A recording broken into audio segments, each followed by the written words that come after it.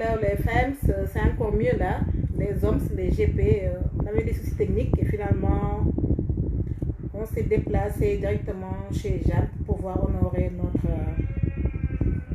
notre promesse, entre guillemets, de faire cette live avec elle sur la sexologie qui est un sujet tabou. Sexe moom mooy loo xam ne daanaka ñëpp lay intéressé Jeanne te ba kenn bëggu cee wax waa jaaxalu la. Voilà, docteur Jeanne, avec vous, elle va se présenter et voilà, elle va tenir son émission. On va lui mettre les questions qu'on a déjà reçues en inbox. Vous pouvez aussi interagir par commentaire directement sur la vidéo, Inch'Allah.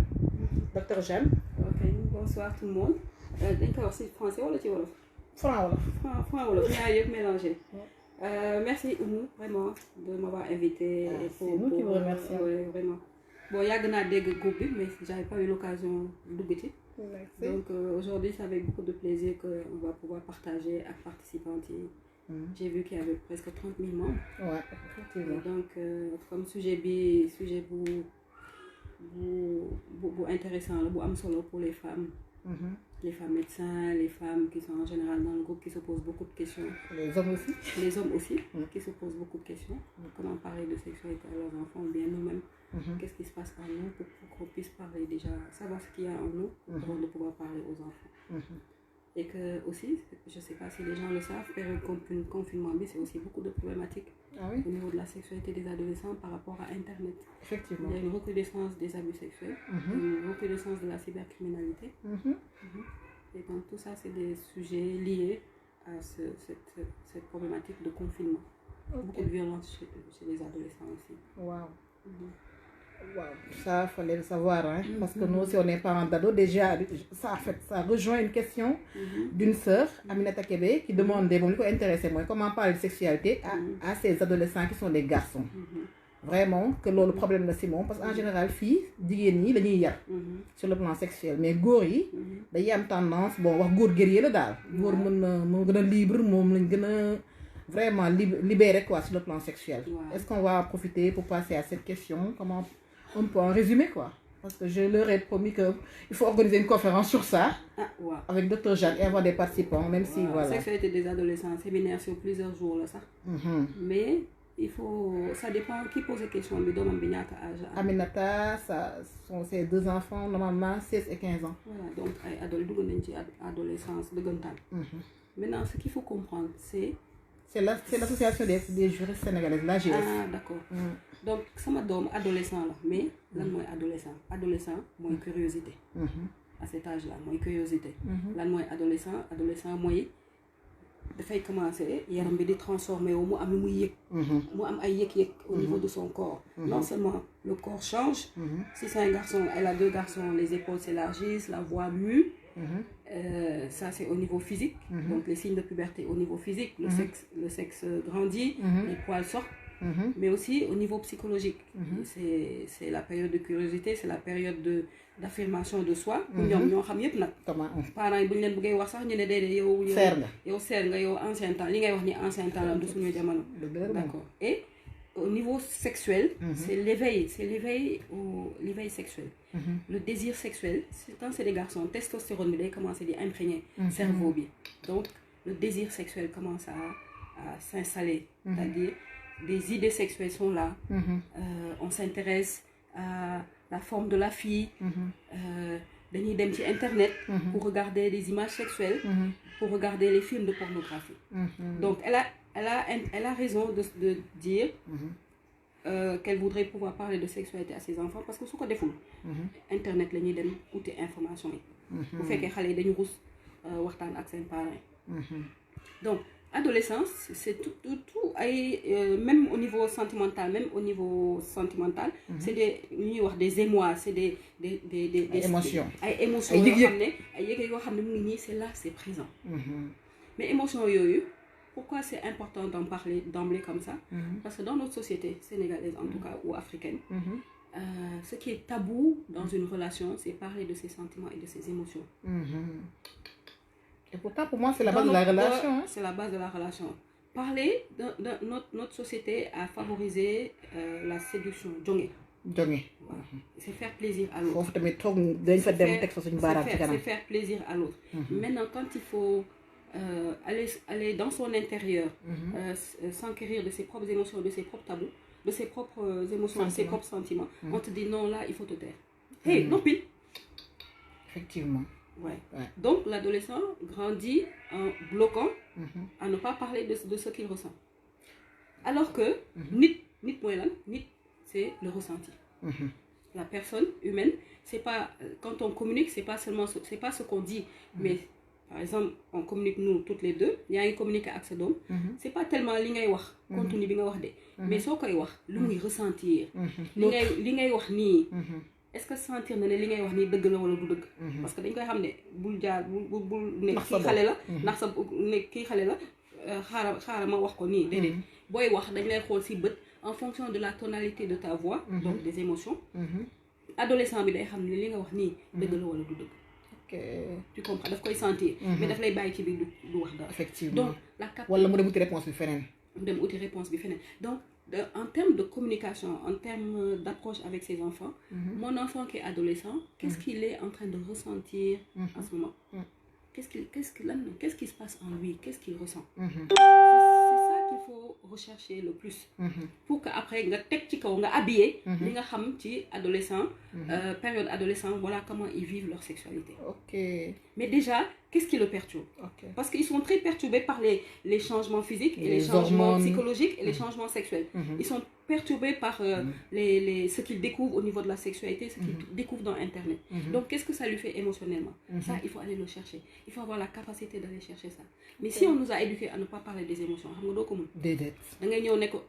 moytul de yaa ngi génn moytul lii di génn faatu jinne bu def lii mais bon non l'enfant il a quelque chose qui se passe en lui de plus fort donc la ñu waxee suñu adolescent génn nga faatu jinne yaa ngi tooyal sa caleçon jeex na après ñu xam ne kii li nga doon tu vois alors déjà donc en tant que parent c'est pas facile mais c'est ça qu'il faut un exemple typique mooy su ngeen di seetaan télé gis benn histoire de violence sexuelle le plus simplement c'est de demander à son enfant mais Moussa qu'est-ce que tu penses de ce qui vient de se passer mais pour loolu il faut ngeen toog su ngeen toogulee bu fekkee sa doom yi ci salon bi boo accès comme c'est des enfants polis yar nañ leen bu baax ils sortent ba pare bàyyi la foofu naka ngay waxtaanee ak moom dëgg la de naka ngay waxtaanee ak moom naka ngay amee moment boo xam ne di nga mën a waxtaan ak moom donc c'est des occasions comme ça bon Moussa lan nga xalaat ci situation bi comme ça mu wax la li nekk ci xelam di nga sentir ne lii touché na ko wala am na lu ma ko def nga bu fekkee am na xam-xam boo siy dolli nag dolli ci xam-xam boobu d'accord tu comprends mais il faut faire mooy xam fu mu toll ba pare li nekk ci biiram li nekk ci biiram ok après nag nga soog a indi xam-xam sur ce que tu sais de la sexualité donc cette partie émotionnelle là cette partie du vécu émotionnel là est fondamentale dans toute relation de toutes les façons muy yow ak sa doom muy yow ak sa partenaire muy yow ak sa xarit yi c'est très important d'accord alors dire comment parler de sexualité il faut amener des sujets d'actualité boo jëndee journal chaque jour il y a quelque chose il y a un événement tu peux le décider toog taaj lañ waxtaan ak ñoom ci événement boobu mais na fekk nga am ci xam-xam de bul wax loo xam ne xamuloo lan la parce que ñoom dañuy xam lu bëri ñëw toog nag dëgg la boo waxee loo xam ne du noonu ñu bàyyi la ci biir waaw parce que bon te damay dégg sax ñun la question bu ñu la posé sax ñu am nañ réponse ba pare mais dañuy tester pour xool yéen fan ngeen toll mais ce qui est fondamental parents yooyu poser question boobu ce qu'il faut savoir c'est que les enfants on dit on leur a posé des questions dañ leen laaj yéen mbirum sexualité mbirum des événements au niveau de votre vie amoureuse ou sexuelle kan ngeen bëgg mu jox leen information ils ont tous dit sama yaay wala sama papa ils n'ont pas dit bàjjen bi de ils ont dit nos parents quand vous faites des jeux de rôle et tout ça à la fin d'autres se confient ils disent man pourquoi sama yaay wala sama papa wax ñu ko lii oui pourquoi vous nous dites ça et pourquoi nos parents ne nous ont pas dit parce que les parents n'avaient pas de ressources ou les parents ont peur en fait les parents ont peur surtout pour leurs filles effectivement elles ont peur que les filles aient des problèmes au niveau de grossesse et tout ça parce que grossesse mooy wane ne kii am na relation sexuelle effectivement waaw grossesse moom preuve la dégg naa bukki bañ ne ko indil ki yàqu daa fekk ëmb mu indi ko suñ ko la wax daa xam góor mun na ko waat et donc pour les enfants veulent que ce soit adolescents yi dañuy bëgg que parents yi ñoo leen di wax qu'est-ce qui se passe dans leur vie. Pour les premières règles aussi les filles disent que dañu bëgg mu nekk seen parents yoo xam ne ñoo leen di jox information yi pas ñu am ko ci biti wala ñu fekk ko ci internet. En fait loolu moo ëpp qualité franchement. Mais parce que ils aiment leurs parents. Et puis quand ça leur donne confiance. Quand bu fekkee xanaa gisoo kii parents yi nga xam ne dañuy waxtaan ak seen doom yi. En général boo demee cours de récréation boo ñëwee tase wax fa loo xam ne du noonu daf lay bàyyi nga xam pare après mun na lu du dëgg parce que sama yaay nee na lii sama papa nee na lii. Effectivement ils ont confiance en eux. Ils ont confiance en eux. D'accord. Il y a le lien affectif qui est très fort même les adultes. yi nga xam ne parents yi nekkuñu fi. Mais tu as vu comment ils parlent ils disent sama yaay dafa doon wax. waaw sama papa dafa doon wax. Effectivement toujours référence à yaay bi wala papa bi. Donc ça c'est quelque chose à exploiter. Et ça marche quand tu veux faire passer des messages. D'accord. Mais d'abord où en est l'adolescent au niveau émotionnel. Boo tëbee côté émotionnel bi. li ngay wax day dugg fii génn fii. Ah oui c'est sûr. C'est sûr. Vous comprenez. Ok. Docteur Jeanne, vous avez les Khaira Thiam qui vous regardent, les Djamba Kanouté, je vois Binta Ndong, Audrey Bernard, Khadijat aussi, Mame Fatou Signan, Cheikh Ouba Diop, Marie Parsine. Bon, on va pas être là cité parce que nous avons Sherlock Dramé. Ou à Kambi, on a une commission des admis et des moderateurs, on est un nombre de 15 qui gèrent le groupe. Les Fatou Bamé, Mariette Diop, c'est tous des médecins et spécialistes. Vous avez vu Mariette, voilà, et tout. Il y a aussi El Badou. Et que Habiballah, Koulim Djoum, comme on dit, Waldo Matal, Souleymane Loukar, c'est des psychiatres et des Daba. Donc, je vais commencer vif du sujet parce que c'était une question à part quand même. Moi, Gori, dañuy faral di wax ni ñoom buñ dee sëy ak seen soxna dañuy maanaam dañuy gaaw a yëg seen bopp daal maanaam te li ciy ëpp du temps soxna yi li ñuy jàppe ni mooy joŋe ak ñoom ni ñu koy jàppe daanaka dafa wuute. gaaw a yëg seen bopp gaaw a éjaculer. waa di ak gaaw a éjaculer daf siy am. léeg-léeg ça c'est de un am na ku ma laaj ku góor benn juriste la mu ne ndax sëy ak sa jabar ñeenti yoon ci guddi gi loolu ndax tout le temps c'est normal ba pare moo tax sëy bu njëkk bi dangay gaaw a daanu. am na aussi ku laajte mu ni moom vraiment moom daal du sonn daal ci jigéen ndax dafa am benn huile de poisson bu ñu ko joxoon mu lekk xaw ma depuis loolu du sonn. am na aussi bon kooku làqatu di Bachir Pad la du anonyme mu ne affaire sexe yi ñuy wàññi ak yi ñuy yokk ak ñuy sàcc ci sexe aussi.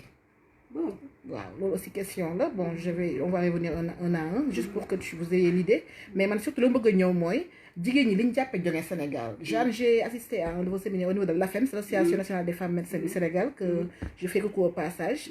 Donc là c'était tellement important pour moi, c'était une thérapie. La différence entre jonge ñun bu ñu tuddee jonge maanaam nekk ci théâtre bi ak ci jeu de pouvoir de séduction bi ak sensualité différence boobu man loolu ñor na ma bëggoon naa tey nga may ci tuuti rek bien que temps bi du doy loo xam ne dinañ si mën a yee suñu mbokku jigéen ñi parce que seen kanam li ne lañ ciy def dinañ safal dinañ jimboo dinañ nokkas fer yi moom da ngay gis koo xam ne boo nekk waa fas ba ñu teg ci ay fer rek boo dëgërul fi dëgg yow da nga am sëyu ma non cuuraay yi sëru naal yi teglee te terewul de chaque jour man ngay gis waaj day dem feneen mais man loolu not bëgg naa mu leer tamit jonge kese du garantie il doit y avoir autre chose que jonge bi alors quelques questions on va éliminer côté góor yi ñi nga xam ne ces gens là mu ne daf ma nuyu rek sama sexe bi daal di disparaître en fait le sexe il disparaît pas parce que mosoo dégg kenn ko ne dellu si na est-ce que mos nga dégg ko ne sama sexe dafa disparaître toon dellu si il reste tamponné dañuy toog rek ci daf ma nuyu rek mu disparaître mais en fait quand le muscle quand quelqu'un est stressé et qu'il décharge de l'adrénaline muscle pénis bi day contracté day contracté wu dellu waxaatal déjà.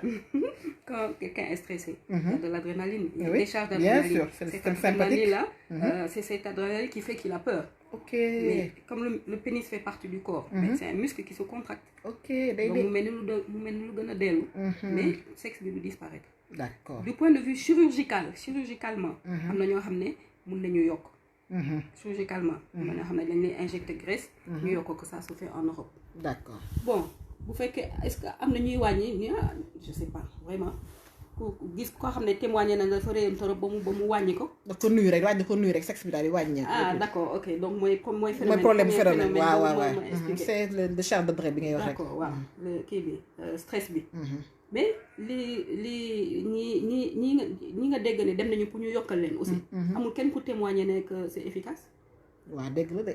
jasab meeru jasab bi mais amul kenn koo xam ne en retour mu ngi témoigner ne ba su ko waxee keneen dem musoo dégg phénomène yooyu. Ah non, j'ai vu juste sur YouTube.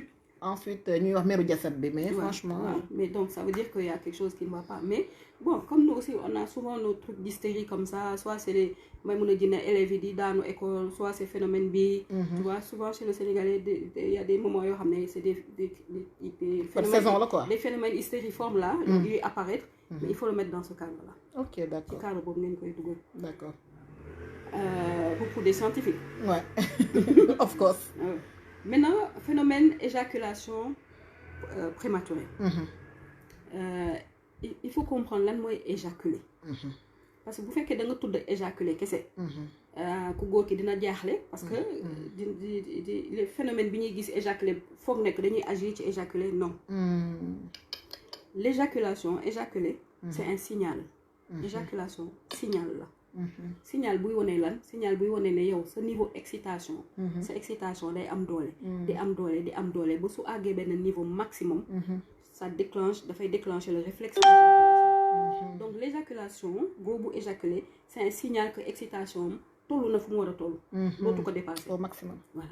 Donc le problème c'est pas l'éjaculation c'est un réflexe c'est un signal. Problème de éjaculation problème bi c'est intensité excitation sexuelle bi est-ce que dafa gaaw a intense mu gaaw a déclencher comme une courbe quoi wala excitation bi dans le cadre de l'éjaculation am parce que am na éjaculation retardée aussi ki nga xam ne day sëy mais du éjaculer parce que excitation bi àggul niveau bi nga xam ne mooy nar a déclencher éjaculation. Ok. Donc c'est une question d'excitation sexuelle. Ok. Manifestation excitation sexuelle ci góor mooy lan mooy érection entre autres. Manifestation que excitation bi am na doole. C'est éjaculation. D'accord. Donc tout tourne waxtaan. C'est des signaux daal. Voilà. C'est des signaux yoo xam ne. Donc tout c'est waxtaan. Excitation sexuelle. Maintenant il y a des conditions yoo xam ne. boo ci nekkee. mais di nga gaaw a excité. di nga gaaw a atteindre sa niveau excitation maximum. mooy par exemple dañuy ne ci góor yi. bu fekkee dañu dafa gëj am relation sexuelle. waaw daa gëj kër. waaw donc mag ñi di wax diw daa gëj kër. voilà donc kooku day gaaw a éjaculer. Ok. mais problème bi du éjaculation problème bi excitation c'est que yëg bu moo am doole. En général dañuy wax ne góor bu amee partenaire bu bees. bu dosoon jour bi nga xam ne jour boobu lay nangu sa excitation am doole.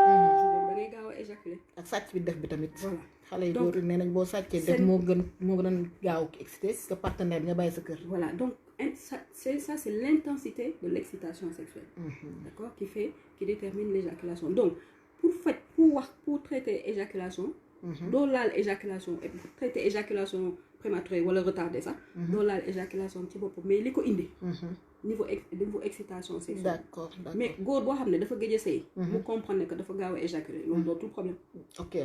Dès qu'il a compris, ce n'est plus un problème parce que après partenaire bi aussi dina comprendre ne gëj a sëy bi moo tax ñu gaaw a éjaculer parce que y a des hommes yoo xam ne am na góor yoo xam ne dañuy gëj a sëy bu ñu gëjee sëy gaaw a daanu comme ñu ngi gaaw a daanu ñu rus gën a gëj a sëy nag gën a espacer rapport sexuel cercle vicieux bi daa dugg waaw effectivement tu comprends dafa gaaw am kersa góor ci ngóoraam voilà moom lépp loo wax ci àdduna rek moom mu tudd ngóor gi maintenant nag éjaculation aussi pour bañ a gaaw daanu dañ koy jàng dañ koy jàng il y a ce qu'on appelle les signes pré-éjaculatoires les signes pré-éjaculatoires yaram day signaler toujours daanu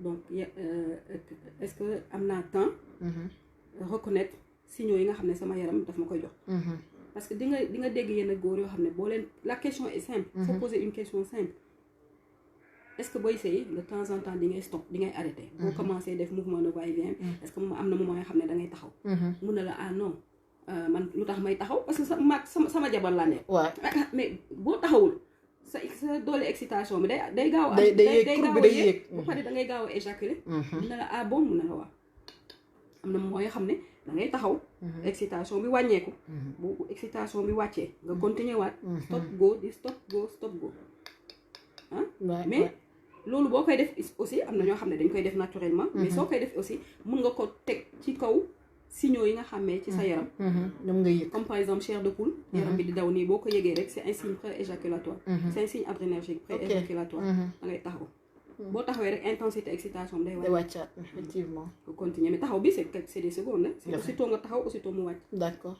ok question arrêtée am na ñoo xam ne dañuy retiré wu. carrément ku nekk góor bu nekk ak manière am daal. mais il faut trouver moyen wàcce. il y a des hommes qui disent que c'est dans la tête dañuy imaginer benn match de football quoi. jóge quitter terrain bi dem terrain bële quoi sur le plan psychologique. ku nekk ak système am d'accord mais li bon daal bañ ci am benn système. d'accord. bon maintenant boo xamee loolu petit à petit ça se met en place. d'accord mécanisme boobu ça prend pas du jour au lendemain. donc daal su ma gisee su ma càmbaree mbir mi tënk ko mooy sexualité aussi lu ñuy jàng la daal da ngay miin sa yaram xam sa bopp ba pare. doo tëb rek daal di ñëw ni waa dama bëgg a bëggal sama soxna dama bëgg a bëggal sama jëkkër. il faut nga am xam nga dem internet gis pornographie gis li ñuy defee rapport sexuel góor bu ko xool mën na ko mën na xam ne anatomie jigéen baa ngi nii su ma bëggee say fii laay jaar su ma defee mouvement de va et vient mu éjaculer daal ça góor yëpp ku gis image boobu mën nga ko def mais boo yemee ci li nga gis pornographie nga nekk en érection def pénétration éjaculer pare di nga am problème relationnel ak sa partenaire. ok oui di nga am parce que il faut nga jàng bañ a gaaw a daan. effectivement.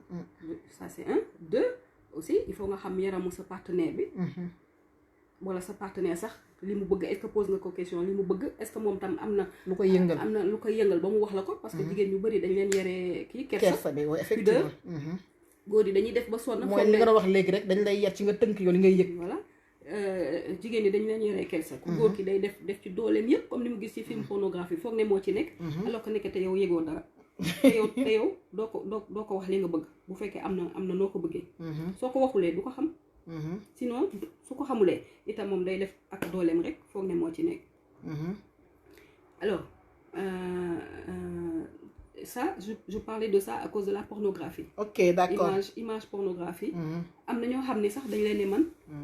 docteur man li ma jaaxal c'est que man damay def comme pornographie bi. mais sama jabar duma ko dégg mu yuuxu comme ci film pornographie. ok ma ne ko film pornographie ni ñuy yuuxoo du yuuxu bànneex yuuxu liggéey la ñooñu dañ leen di jàngal. dañ leen di fay ñuy yuuxu pour que yow mën a fay xaalis bi dafa bokk ci liggéeyam. mais jigéen normal du yuuxoo noonu mu ne ma bon man nag dama foogoon ne jigéen bu am bànneex rek mooy def noonu. docteur Jeanne aussi problème bu rëy la fa war nga faa teg sa baaraam de. parce que sëy yu bëri ñu ngi yëngatu. dafa am jigéen ñoo xam ne yaakaar nañ ni ñoom li ñu war a yëguñu ko wala góor ñoo xam ne yaakaar nañ ni li leen seen partenaire yëgal doyul ndax film porno yi ñuy seetaan. c'est ça waaw c'est très dangereux. même jigéen ñi sax am na ñoo xam ne dañu référé wu ci film porno yi. waaw foo nekk bu ñuy sëy comme ci film porno bi la war a réagir. ak taayu sexe partenaire bi xam nga film porno yi léegi dañuy gis dañuy jël ay stéroïdes yi ak yenn yi ba seen sexe yi rëy. gudd bu en érection léegi ñun xamuñu exactement taayu sexe ni mu war a toll fii am na un jour maa ngi dégg naan taille bi amul du moo am solo dëgg. taille bi au repos du moo am solo dëgg. léegi est-ce que loolu am na ci njëriñ.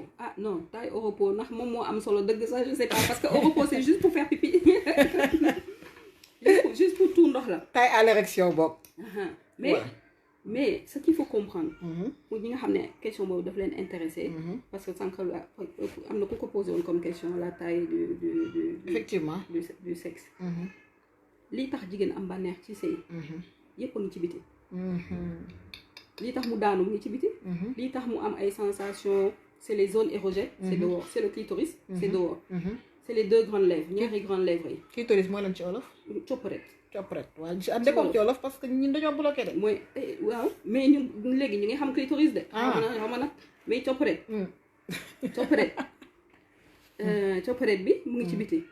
grande lèvres yi ñaari tuñ yi. waaw ak petite lèvres yi. loolu c'est sensible c'est dafa sensation yi ñu koy am. mooy ci raay bi. ok c'est sensible au toucher. toucher léger nag. toucher léger.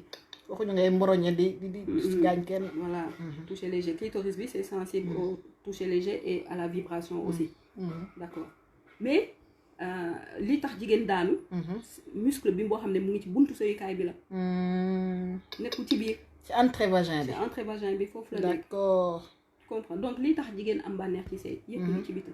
donc jigéen ki su ko xamee. c'est tant mieux. parce que dina ko mën a wax partenaire bi. su ko partenaire bi xamee itam c'est tant mieux. d'accord. tu comprends. waaw mais Jeanne ñun dañuy faral di wax am na ñoo xam ne danañ sëy ba retraité te duñ mës a yëg duñ yëg bànneex ci pénétration maanaam clitoris bi rek la ñuy daanu comme on dit. waaw ñii wax ne dama clitoridienne ñii wax ne dama vaginal waaw jigéen bu am clitoris. et les clitoriciennes et vaginales. donc c'est 100%. donc yooyu ay wax gese la. loolu ay waaw ku nekk ni ngay gën a ce préférentiel ni nga ko exprimer moi je suis clitoridienne mais elle peut être vaginale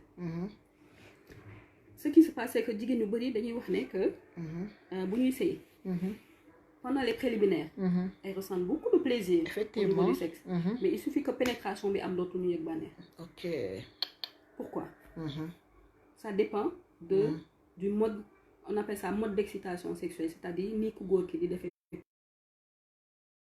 yaram bi yëpp bu fekkee dafa pénétrer di def mouvement de va-et-vient yaram bi yëpp ànd en un seul bloc qu'est-ce qui va se passer il va faire des mouvements de va-et-vient dans le vagin le muscle quand la femme est excitée le muscle est un peu ouvert il va faire des mouvements yaram bi yëpp mooy dem nii mais comme les récepteurs yi nga xam ne su fekkee lii mooy buntu vagin bi récepteurs yi nga xam ne ñooy tax mu am bànneex ñu ngi en profondeur dañu nekk en profondeur dans le muscle ok alors que s'il fait un mouvement intempestif mécanique il va toucher que en superficie le muscle ok d'accord maanaam di buté daal di dem di laal muscle yi nga xam ne foofu la bànneex bi di génn buté d'accord exactement ce que tu as dit buté boobu nag léegi nag nii ku góor kii di defee yaramam c'est fondamental moo koy indi ok maanaam du ñëw rek di jaay ak nguur ak doole naan bëtër di dem ak a dikk déedéet mel ni kuy rot ci teen boobu da ngay effleurer rek d'accord alors que pour buter il faut que yaramam def comme mouvement vague c'est-à-dire bu bassin bi duggee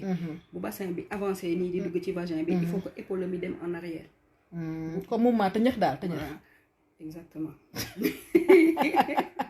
loolu la mère daal wax bien suivi rek exercice bi loolu la mère daal tëñëx dafa tëñëx nag c'est deux parties tëñëx da ngay def nii tëñëx da ngay def il y a un mouvement d'avant mais déjà très important mouvement arrière le retrait tëñëx dafa tëñëxu je sais pas dafa am avant mais surtout dafa am arrière ok mouvement arrière bi nag amplitude mouvement arrière bi nag mooy tax booy dellu si di nga mën a ébranler muscle bi yëpp ok maanaam mouvement arrière boobu nga am moom buy ñëwaatee moom mooy préparer mais liñ naan reculer pour mieux sauter daal il faut mu ample su ample bu fekkee sa yaram bi yëpp mooy dem nag sa yaram bi yëpp ngay jël def si sa doole ak nooy bi accéléré lenn rek ngay bëgg a éjaculer mais la femme elle ne ressent plus rien ok c'est vrai ba ñoom dañuy bëgg gaawantu sax pare ci yow pour nga pare ci mais ñoom yëgatuñ dara mais parce que c'est mécanique le corps est rigide il faut une chose éjaculer ok alors que quand c'est le mouvement du corps est en vague là le plaisir diffuse mieux ça monte day jógee zone bassin bi di yéeg ci cerveau bi mouvement yaram bi day gën a ample day gën a teey day gën a comment dire yéex et ils prennent plus de temps waaw ñoom nag seen musculation yi nekk ci salle de sport yi dañuy jaay muscle yi war nañ cee wax dem leen ngeen liggéey seen bassin yi la ñu wax te bu ma xëy kenn naa ma docteur Oumou Cardio voilà d'accord donc ça c'est important pour le plaisir chez la femme pendant les rapports sexuels tu vois maintenant ça c'est lié à sa capacité sensorielle aussi il faut que buy def mouvement yooyu aussi yow sa yaram yàlla lan la bind ci doomu adama pour lu koy joxe ay sensations juróom la c'est les 5 sens les 5 sens ok la vue li ñuy gis li ñuy dégg li ñuy xeeñ le goût embrasser les caresses mais sa yaram la ok sa capacité yow sa yaram boo jëlee sa yaram def nii capacité bi ngay am pour yëg ay am xool leen daal ni muy caressé xale yi pour am ay sensation bul xaar sa jëkkër teg la pour nga am ay sensation non il faut que sa xel bi sa cerveau bi mu anticiper ne sa yaram bi ci sa yaram sensation yi ci sa yaram lay jógee maanaam yaa ko njëkk a yëg sax ka yow ki nga koy jox voilà yaa ko njëkk a yëg ki nga koy jox ki nga koy jox moom bu day bu indee day dooleel li nekk ci yow ok donc ça c'est le travail de la sensualité sensualité boobu nag moo garantir plaisir moo garantir relation bu neex parce que jonge séduction c'est faire plaisir à l'autre ouais c'est attirer l'autre c'est un jeu de pouvoir de c'est les enjeux de pouvoir parce que boo defee fu jonge bi ba mu jàpp am nga kii nga ko jàpp nga ko cene nga ko def naa ko nii réagir na nii après mu jeex mais bu ñaari yaram yi collé bu ñaari yaram yi defee nii collé jonge jeex na ok qu'est-ce qui rentre sensualité très bien capacité à sentir parce que loolu mooy indi plaisir loolu mooy des jonge bi du des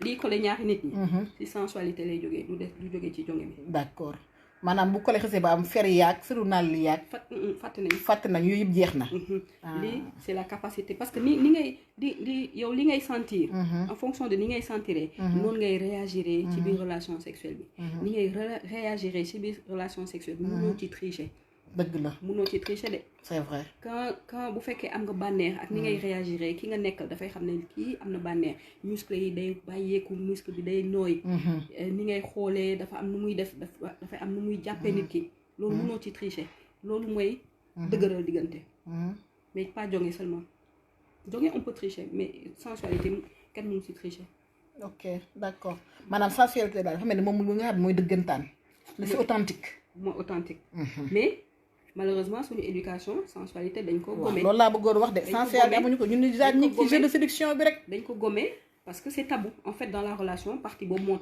tabou est-ce que mën nañ ko récupérer loolu sinon ah oui dans les thérapies c'est ce qu'on fait ah oui c'est être soit on est dans l'être donc avec ses propres émotions sa propre capacité à ressentir soit on est dans le paraître niveau ça c'est le social man jigéen nii la war a def nii la war a def nii la war a def man góor laa nii laa war a def nii laa war a def en tant que góor ça c'est le paraître ça c'est une construction sociale qui fait que je parais femme et je parais homme ça c'est le paraître su la neexee nga def ko parce que loolu mooy sa identité mais boo duggee ci sa néegu intimité pareil c'est l'être ce qui est en soi lii ko lii tax nga nekk nit lii def bakken c'est la sensualité la capacité à sentir les choses ça c'est authentique mais ça dañ koy jàng d'accord c'est ça qui lie deux personnes lii jar naa cours bi fan dans notre communauté enfin dans notre culture on est obligé de passer par ces étapes-là dans la thérapie puisque c'est cette partie qui est tabou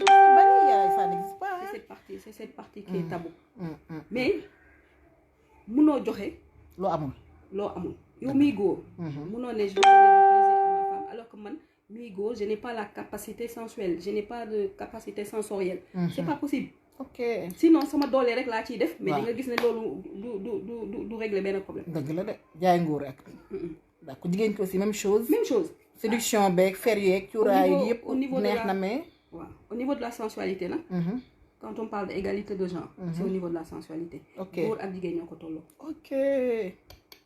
ñoo fa yem góor ak jigéen c'est exactement ñoo ko tolloo loolu mooy dëggantaan bi ndax ñu suy góor jongewuñu moom seen caleçon sax mën na am ñetti fan ñu fanaanoo ko mën nañu bañ sang bi sax boo forcé mën na cee ñàkk ak ñi ma ko sañ a wax nag du ñëpp de waaw heureusement am na sax léegi ñu ngi commencé xale yi ñu ko imposé xale yi la ko imposé ñu ngi jógee tuuti mais c'est bien déjà mais seen jógee da ci muscle la yam ak kii xuural baat mais nag docteur Jeanne dafa am loo xamante ni sexualité tamit am na solo mais surtout am na loo xam ci bopp lay jógee damay faral dégg naan préliminaire du li ngeen foog rek ñëw rek di raayante préliminaire c'est dans la tête et c'est depuis bien avant ça c'est une question de Moussa Diop mais docteur Jeanne sans amour dans un couple affaire du yomb de je crois wala Marianne Gueye maf ki di waa tamit waaye mel ni mbëru soose rek waaw mais le monsieur là il a raison hein sans les sentiments le problème au Sénégal c'est les raisons qui font que deux personnes se mettent en couple premièrement sociologue yi ñoo ko étudier yàgg na c'est parce que tollu naa âge boo xam ne dama war a marier donc il faut que ma marier mooy raison bi deuxième bi gis naa koo xam ne mun na tëye sama waa kër waaw mooy deuxième raison bi dëgg la troisième raison bi mooy cofeel bi l'amour vient en troisième position oui ça c'est les études sociologiques au Sénégal l'amour vient en troisième position naka moo la jiitu mais en tout cas voilà notre société c'est économique daal avant tout voilà notre société maintenant nag quand les deux personnes parce que des fois da ngay téye nit en thérapie tu le vois 6 mois après au début je tombais souvent dans le piège mais après 6 mois je dis mais monsieur est-ce que vous aimez votre épouse des na de tu vois dañ ma ko may man ki ma bëgg man diw laa bëggoon tu vois oui et après il n'arrive pas à avoir une bonne qualité d'érection parce que sentiment yi day mel ni benn flamme bu fay daal benn flamme am na ñoo xam ne nag yàlla heureusement mosuñu xamante dañ leen mayee mais ci biir ñuy dox di mbëggeel kii feeñ na fa waaw dafa mel ni boobu moo dàq sax voilà mais am na ñoo xam ne mbëggeel feeñu fa donc boobu c'est assez difficile quand il y a un problème sexuel d'accord heureusement aussi comme dañu nekk ci polygamie. peut-être que dinañ dem ba tase seen seytaane. waaw d'accord waaw docteur Jeanne léegi si polygamie boobu léegi góor rek moo tase seytaane jigéen ñi moom day toog di muñ rek bu jigéen ki bokkul na. jigéen aussi day tase seytaane mu ji. chance la mais jigéen du am far de jigéen bu am jëkkër du am far alors que góor bu am jabar bu ko neexee fii ci réew mii mu doxaan ba doyal ni naan damay lebat. Bon, je sais pas, mais heureusement, il y a des gens qui s'aiment. Des gens, la femme, si elle a la chance de rencontrer l'homme de sa vie, comme on dit, l'homme de sa vie ou la femme de sa vie, amna dit. On est toujours en direct chez Dr Jaroué. On se déplace spécialement pour vous.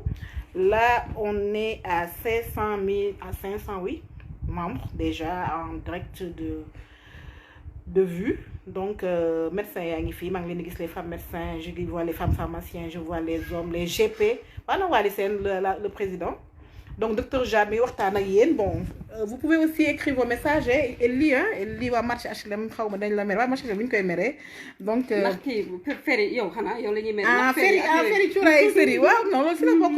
cette féminité-là, en fait, moi je pense que la femme le fait, c'est pour elle-même. Ouais, mais je veux dire que c'est pas l'essentiel. Il faut que nous comprenions parce que c'est aussi docteur Jeanne, léegi bu ñu demee si vifu sujet bi maanaam si sexualité lëkkaloo ñaar nit bu ñu sëyee ba pare bu ñuy sëy bi ñaata temps la war a durer à peu près en moyenne est-ce que am na temps défini wala ça dépend des partenaires wala ça dépend si c'est niveau de je sais pas man c'est niveau d'expérience wala. Ça dépend des partenaires.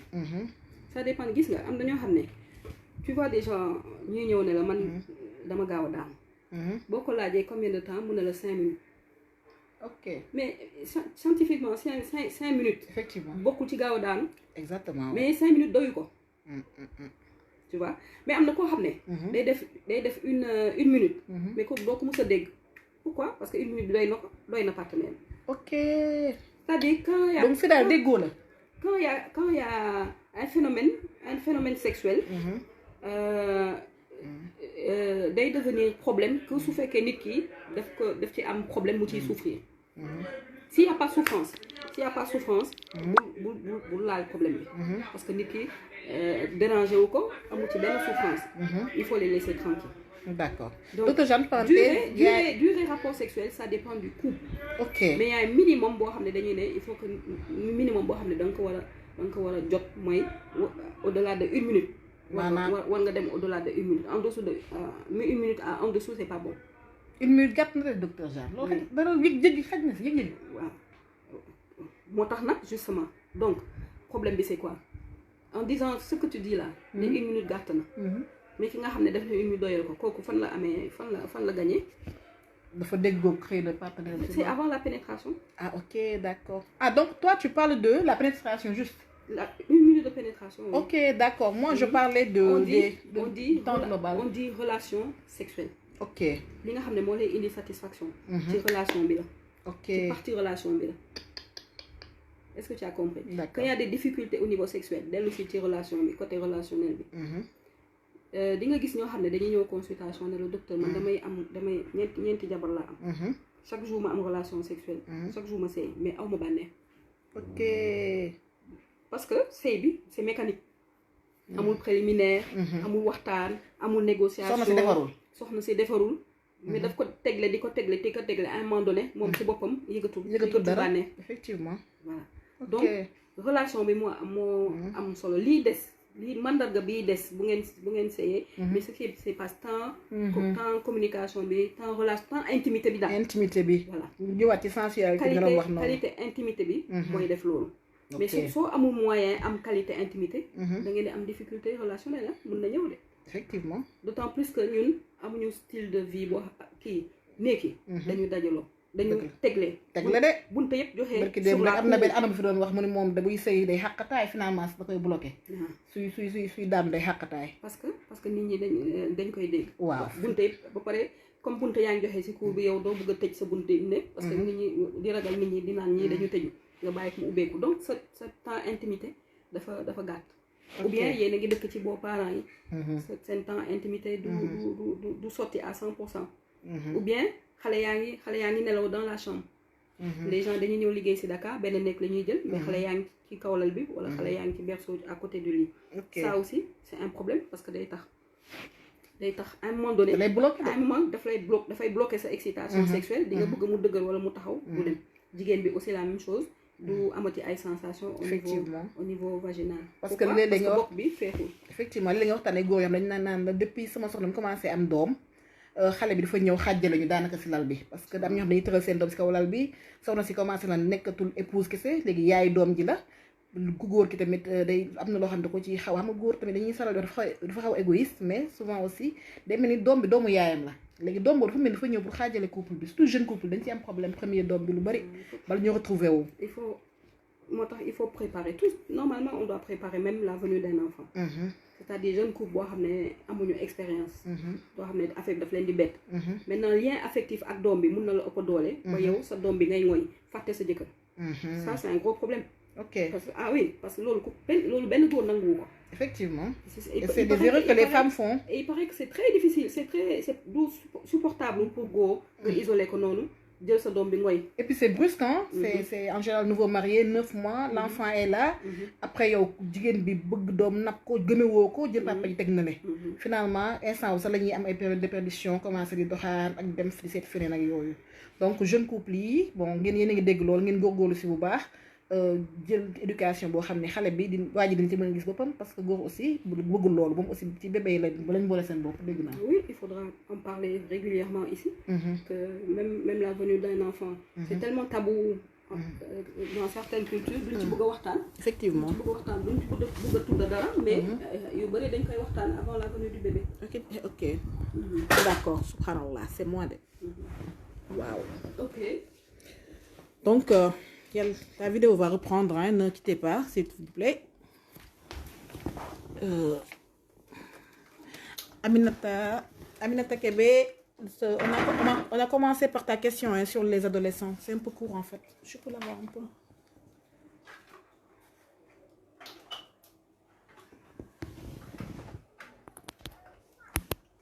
Merci beaucoup. Voilà. D'accord, docteur Jeanne revient. Donc, j'espère que vous avez des questions.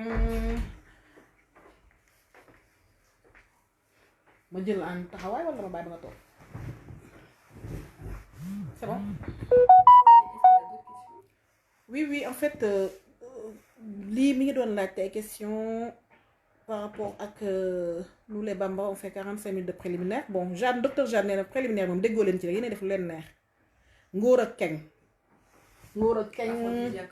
Voilà, les ngóor ak keng, les aphrodisiaques là et les hommes, et nos hommes. Est-ce que am na ci loo xam ne c'est pas déplacé bon en fait? Parce que aphrodisiaque.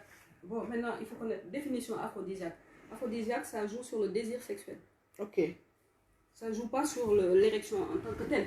Ok. Aphrodisiaque, il joue sur le désir sexuel. D'accord. Donc le fait de le prendre, ça dope son désir sexuel. Et il voit que ça fonctionne bien. Ok. Mais il n'y a pas de molécule. Il n'y a pas de molécule. Si tu aphrodisiaque, il n'y a pas, comme tu dis, c'est un placebo. Il y a une molécule qui est en érection. Okay. Mais quand il le prend, il est bien, son cerveau est dopé et il voit qu'il réagit bien. Ok. Donc, Ngoroken, c'est des plantes. Hein? C'est des plantes, hein? Tu vois? Il y a du miel, il y a du soum, et d'autres plantes. Il n'y a pas de médicaments dedans. Il n'y a pas de médicaments dedans. Quand ça fonctionne, mais c'est en fait c'est sa propre capacité, sa propre énergie qui a été dopée. C'est ok, donc c'est cérébral. C'est dans la tête quoi. Ok, d'accord. D'accord. Ginger. Ginger aphrodisiaque là. Ko ki nga xamné dama ji daf ko tégal ginnaw tégal ko ginger. Mu kontaan. Préparer ou commencer di préparer ci bop bi désir sexuel bi taxaw et ça marche. Ok, d'accord. Alors que ginger ci bopam c'est pas un médicament. D'accord. Ok, donc c'est plus dans le damay dégg sax ñu ginger bu am dekk aphrodisiaque la ci femme lay gëna da marché ko sax ci homme. Mais tellement ils l'ont mis dans leur tête que da ngay tégal sa jëkkër rek ginger bi rek mën tay guddi bi dina neex quoi.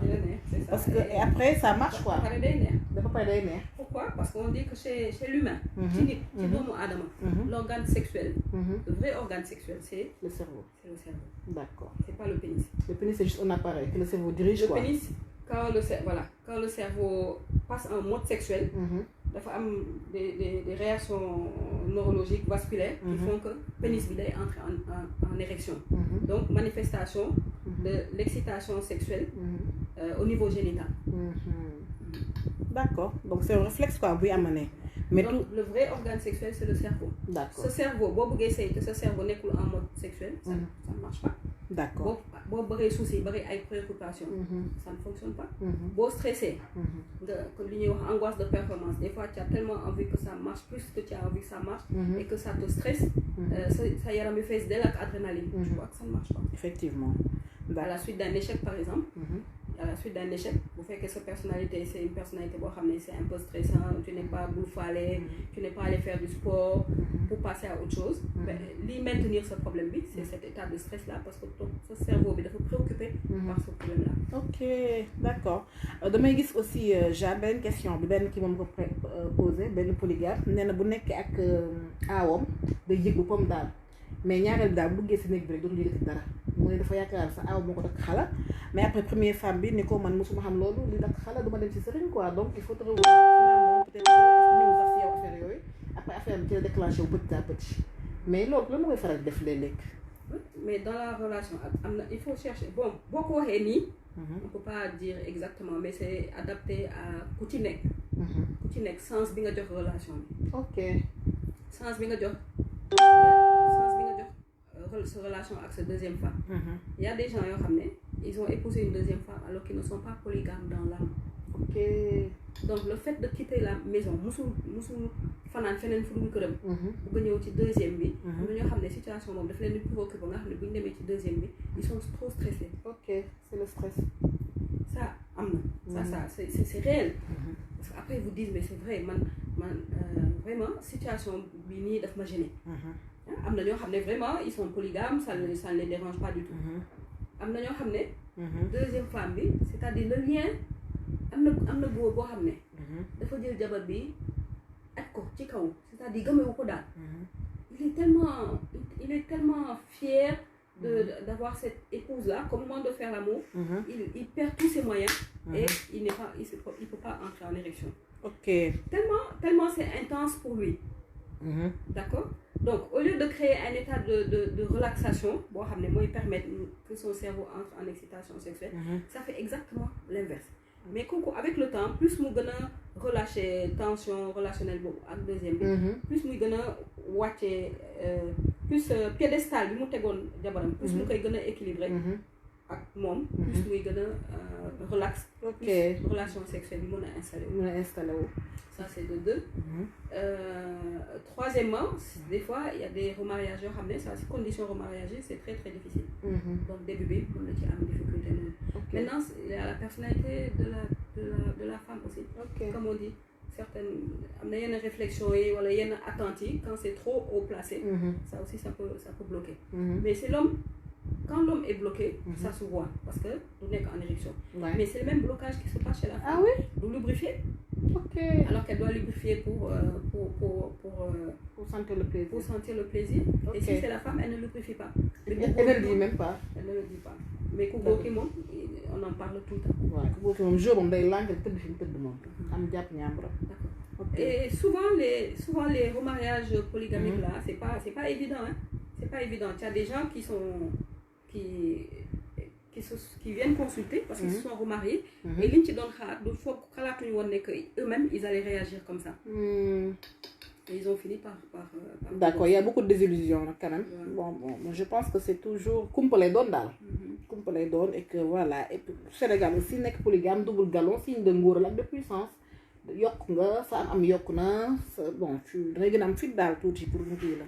Bon, moi ce que je vois aussi c'est que il y a des gens qui se remarient pour punir la première. Ouais, surtout ouais. Pour punir la première parce que déglu ma su ma waxee dara du ko dégg su ma ko laajee mu def nii du ko def mais quand c'est comme ça c'est la même chose qui va se passer même problème boobu dina dellu si ak le cycle recommence. Voilà, le cycle recommence et à la fin le monsieur va vous dire mais docteur vous savez les femmes ils se rendent pas compte que c'est lui. D'accord kii ni Fatou Salihati Ndiaye mu ni moo tax guddi neex am jom te bari doole si journée bi lay commencé jokka santé bi ku nekk di tëkku sa morom Moodu coo da nga yàkkamti guddi jot pop non marié qui est-il alla boni célibataire Fatou c'est Salihati hein, ça c'est elle quoi. Elle est quoi, elle est mariée ou xam naa est-ce que nouvelle mariée. Fatou Salihati. Donc voilà mi ngi indi foofu notion de préliminaire nga doon wax yoo xam c'est psychologique dans la journée maanaam ci suba ga boo xëyee caw kaasante bi wax ju neex ja mënoo xëy di tàngal sa xolu partenaire ba guddi ngeen bëgg ni ko na defaru guddi gi neex. Bon, c'est l'intimité. La Fatou Salihati Ndiaye, elle arrive à créer des moments d'intimité avec son mari ou son partenaire. Tout simplement. Avec son mari. Okay. Mais elle ose créer ces moments d'intimité là. Peut-être elle n'attend pas que Djekedi Nyao di et que mom day dem. Parce que ça aussi, attention, hein, les hommes se plaignent de ça. Au début, l'homme, quelle est la femme qui va épouser? C'est la fille sage, am pudeur, am kersa, réglée. C'est ça les valeurs. Mais Tibir, au bout de quelques temps, ils viennent se plaindre. Mais toujours, non, c'est paradoxal. Toujours, jamais. Donc, une femme qui ose créer des moments d'intimité, c'est l'idéal. C'est l'idéal. De créer ce moment d'intimité avec sa partenaire. Plutôt que toujours partenaire de la chokas. Parce que les hommes aiment ça. Ok. Les hommes aiment ça. Enfin, bakken moko laaj dal. D'accord. Du bakken dal. Soko su ngeen ko dundulee ak sa jabar wala sa jabar bu ko dundulee ak yow. Mais le jour il va rencontrer un regard qui l'apaise, un toucher qui l'apaise dans des moments d'intimité. Dans un pays musulman, il va épouser la femme. Effectivement. Dëgg la. Et puis aussi dañuy faral di wax ne bon surtout que nit bakkan jàmm la bëgg. Bakkan góor rek la mais bakkan jigéen si jàmm la bëgg et que dañuy faral lu ma gën a impressionné ci benn en fait c'est une youtubeuse elle disait que les hommes dañu bëgg sexe mais ils aiment parler de sexe et souvent les femmes l'oublient, les jeunes. Les hommes aiment parler de sexe. Oui, c'est-à-dire dans la journée. Maintenant tu sais avec les technologies, les WhatsApp, les trucs là, les messageries privées, les hommes aiment parler de sexe. Dañuy gis ku góor koo xam ne day wax ak tey loo xam te bu ngeen jàkkaarloo nga ne sax kii du yow. Mais on dirait que ça les excite quoi, je sais pas compris. te léeg-léeg duñ ko def ak seen jabar c'est plutôt koo xamante ni nii c'est à l'extérieur du couple en fait. C'est les sextos, on appelle ça les sextos. Sextos, des comme messages sexualisés par WhatsApp et tout ça. Bon, maintenant, est-ce qu'il le fait avec son épouse ou il le fait avec une autre femme? Bon, mais en tout cas, c'est un moyen de communication maintenant, les réseaux sociaux. Ok. WhatsApp, c'est tout ça, moyen de communication. Et les gens utilisent ces moyens de communication. D'accord? Les jeunes, ils se font la cour par Internet maintenant. Effectivement. Nos parents, c'était impensable. Nos parents, il fallait être romantique. C'était le romantisme. Tout le monde sortait en groupe, les gens s'amusaient en groupe, ils s'envoyaient des courriers et tout ça. Mais maintenant, les gens disent des mots crus directement. Dans les sextos, c'est cru. Ouais, c'est ça en fait. Dañuy jaar ci digg bi. Parce que gisante amul donc kersa bi day wàññeeku. Kersa bi waaw la pudeur au moins côté boobu day day. Mais ça renseigne beaucoup sur la nature de l'être humain. Ok. À un moment donné, ça fait du bien à la personne de se laisser aller comme ça. Maintenant, ça dépend maintenant de qui koy recevoir. Est-ce que yow mii koy recevoir nangu nga wala nanguwuloo. Tu vois? C'est pour ça on dit que par ces sextos, par les sextos, se faire la cour par WhatsApp et tout ça, il faut faire très attention. Il faut respecter la liberté de l'autre. La liberté de l'autre. Si ce que tu dis choque la personne qui est en face, il vaut mieux stopper. Ah oui? Ah oui.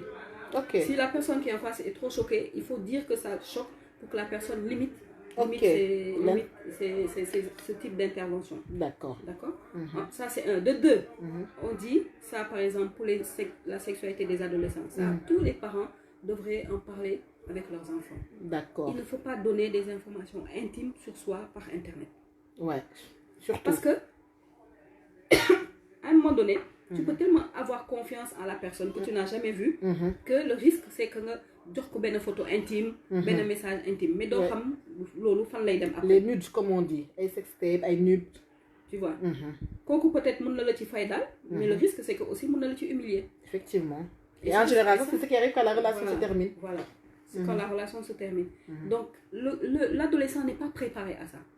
Il n'est pas préparé à ça. Donc, ça, au moins, parents, peut-être, nous n'avons protéger. Il faut donner des informations générales, le temps de se voir. Parce que, quand même, on dit aussi par que les réseaux sociaux. C'est vrai que Diamonoï, les gens utilisent beaucoup les réseaux sociaux à confinement. Mais parfois, il vaut mieux appeler la personne et lui dire ce qu'on a envie de dire par téléphone plus que de l'écrire. Effectivement. Parce que doo xam ci toile yi fan lay mujjee. Ah, en tout cas, coach moom mi ngi fi rek ku fi def sa vidéo balancé ma récupéré. Ana coach. Dégg nga coach. Et puis, hein? Coach, dégg nga coach. Xamoo coach. C'est un gars là qui est très puissant. Il paraît que toutes les vidéos pornographiques là, il les intercepte des grosses catégories après mu chantage leen. Mais il faut que les parents sachent aussi que il y a au tribunal là, il y a un bureau de la cybercriminalité. Ouais, quand il y a des choses, oui. Il faut oser dénoncer. Il faut oser, ouais, et protéger les enfants. Mais il faut que les gens soient au courant. D'accord. Avec le Covid aussi, les célibataires, les rencontres des célibataires, on dit qu'il faut les diminuer. Parce que ça passe par les salives, ça se transmet. Donc, il vaut mieux prendre sa distance le temps que nous avons situé au transmission infection. Effectivement. Si c'est des célibataires, si c'est des adolescents, il faut faire très attention. Il faut faire très attention. Il vaut mieux limiter. D'accord. Arrêtez. D'ailleurs, même on dit arrêter. Arrêter. Parce que xamuloo yow xam nga ne yaa ngi préserver sa bopp. Mais yow xamoo keneen ki ndax mu ngi jël mesure de prévention. Effectivement, dëgg la. Donc ça, c'est très important par rapport à la... Actuellement, c'est des messages qu'il faut donner par rapport à la pandémie. Par rapport à la pandémie. C'est des messages qu'il faut donner... aux parents. Qu'ils évitent de donner des informations intimes par Internet. Qu'ils évitent, comme s'ils sont partenaires célibataires, qu'ils évitent les moments d'intimité pour s'embrasser et tout ça. Parce que c'est des sources de virus. Voilà. Comment statuum quoi. Voilà. Tu n'es pas ndax mu ngi def distanciation sociale wala masque bi wala raxasu bi tout ça. Tu ne peux pas maîtriser. Sa bopp nga xam mais xamoo keneen. Effectivement. D'accord, docteur Jeanne, avant-dernière question, je vais vous dire, retenir mais c'est la sexualité des enfants. Naka lañuy waxtane ak suñu doom yi ci sexe parce que dañu gis ni légui xalé yi dañu précoce non seulement mais aussi dañuy am ay informations yo xamni souvent c'est à notre insu.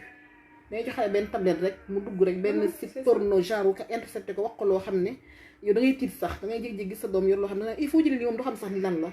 Parfois, une fois j'ai vu un enfant qui tapait am doon la dañu def ko ben vidéo porno. Muy wax mu xulli beut dem won ko parents yaaj dafa tit gaawantu dal de dindi ko compte yépp. D'accord? Donc, sexualité, quel est le xalé bi? Ba amé 2 ans, 3 ans, 4 ans, lan lañ koy wax?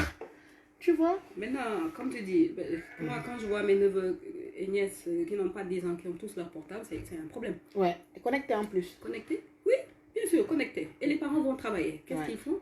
Tu ne peux pas savoir. Maintenant, il faut... quand l'enfant est soumis trop précocement à des images sexuelles, c'est pas bien. Ça a des conséquences sur la sexualité de l'enfant. Donc, ça, les parents, quand même, ils doivent prendre des précautions, soit pour, comme tu as dit, c'est après coup que la maman est allée désinstaller, je sais pas, dans certains pays, c'est bien truqué. Ah, ça, c'est la vraie responsabilité des parents. Hein. Soit tu donnes le téléphone à l'enfant, soit tu ne lui donnes pas. Ou si tu lui donnes aussi, tu prends les mesures qui vont avec, puisque les publicités viennent comme ça. Maintenant, quand on soumet trop tôt à l'enfant des images qui ne correspondent pas à son âge, ça peut donner on parle de sexualisation précoce. Et ça peut amener des comportements sexuels trop précoces. Parce qu'ils vont banaliser la sexualité. D'accord. Ah oui, ils vont banaliser le sexe oral. Les premières activités sexuelles chez les adolescents, c'est pas le rapport sexuel, hein, c'est le sexe oral. C'est le sexe oral. Et donc, ils vont banaliser ces activités sexuelles qui peuvent leur amener des complications, des infections et tout ça. Pour eux, avoir un rapport sexuel, c'est pas grave. Parce qu'on le voit sur Internet, pourquoi pas moi. Et maintenant, en fonction, ça dépend de l'âge. Par exemple, quand c'est quand un enfant de 8 ans et moins, on est obligé de leur Je ris parce que André Bernard qui dit que donc, on a arrêté de beaucoup Covid-19. S'il est célibataire. Jeanne, bonne nuit, l'autre s'il est célibataire. S'il est célibataire. André Bernard, célibataire, kon nga moytu fonante bi voilà, c'est clair. Bu la neex nga dem teudi nak. Waaw, su fekkee xamul partenaire bi ban maîtrise la am ci mesure de prévention yi. Waaw. Si tu ne sais rien des mesures de prévention, il faut pas prendre le risque. Et généralement, on sait Maintenant, rien. si tu sais sur les mesures de prévention, ok. D'accord. Maintenant, bon, les liens sont tellement forts que sa partenaire bi fu mu jaar ak fu mu jaarul ça t'intéresse pas. li waa ji di woon di takk waaj ndaw si ñu ne ko ndaw si de dëmm la de mu ne yéene naa ko sama yàpp. Donc xam nga comme li ko doon Covid mu ne yéene naa ko sama c'est pas grave je peux en mourir. Bon. D'accord, voilà. Donc, on est accéléré la dialogue, quoi, comme on dit. C'est ça. Docteur Jeanne, quel est le rapport entre les repas copiés tardis le soir et la performance sexuelle? Oui, mais beaucoup de gens parlent de ça. Ah oui? Parce que bon, les gens ils disent, moi, quand bon, c'est un peu pas pareil. Quand ma femme me met beaucoup à manger, yapotek, tout, je sais que le soir, c'est pour qu'on... Oui. Bon, si ça fait un déblocage au niveau cérébral... Je pense que c'est plutôt cérébral, ouais. Bon? Parce que tu sens que la femme a fait des efforts pour toi et tout. Voilà. C'est quoi. Maintenant, heure tardive, c'est dommage. Manger... Avant 10h, c'est le petit déjeuner. Jusqu'à 13h, c'est le déjeuner. Et on dit, en général, le dernier repas, c'est à 20h. Ouais. Il faut manger 3 fois par jour. Il faut manger des fruits. Il faut prendre des collations le matin et le soir. Et l'idéal, c'est à 20h, tu as mangé. Moi, il y a une heure du matin, il y a facteur cardiovasculaire double. Et justement, la tension, le diabète, les dyslipidémie, il faut que nous sachions. Ça, c'est fait partie des... Donc, nous avons carrément, si on a un cardiologue là, mais ce que vous voulez, il faudra inviter une nutritionniste pour en parler. Bien sûr, Inch'Allah, je vais... Parce que pour préparer les années à 60 ans, même 50 ans, c'est maintenant. Hein. Bien sûr. C'est éviter de manger beaucoup, c'est parce que la quantité joue. Hein. Ouais. Éviter de manger trop, éviter... Le problème, par exemple, chez le Sénégalais, comme on mange au bol, qu'est-ce qui se passe? Mais en fait, au moment où on dit sourna, c'est trop tard, l'estomac est trop rempli. Ok. Et comme pour éviter aux aliments de remonter au niveau de l'œsophage, il y a un réflexe de satiété qui se passe. Ok. Et il faut arrêter avant le sourna. Donc, les bolbi, le fait qu'on mange trop, des obésité. Parce que les femmes aussi, elles aiment bien voir leur mari en un bon point, c'est binaire, mais du jam.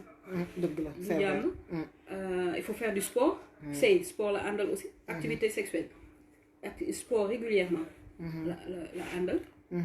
Kuy lek dal, docteur Seydi qui Moussa Seydi, Moussa Seydi, non le gars du Covid là. Professeur Seydi. Wax na ko de. Mu ne moom day sport. Très bien.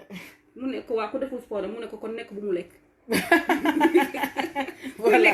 Kuy lekk na nga def sport. Voilà. Ça j'ai aimé, j'ai dit bon je vais reprendre l'expression. Ouais. Kuy lekk daal na nga def sport. Quand tu es jeune en activité, avec tes activités sexuelles, il faut faire du sport. Il faut garantir cette condition physique là. Muy góor muy jigéen, c'est dommage que jigéen ñi duñ def sport. Mais muy góor muy jigéen. Donc lekk ba suur, heure tardive, non, c'est pas bon. Ok. C'est pas bon.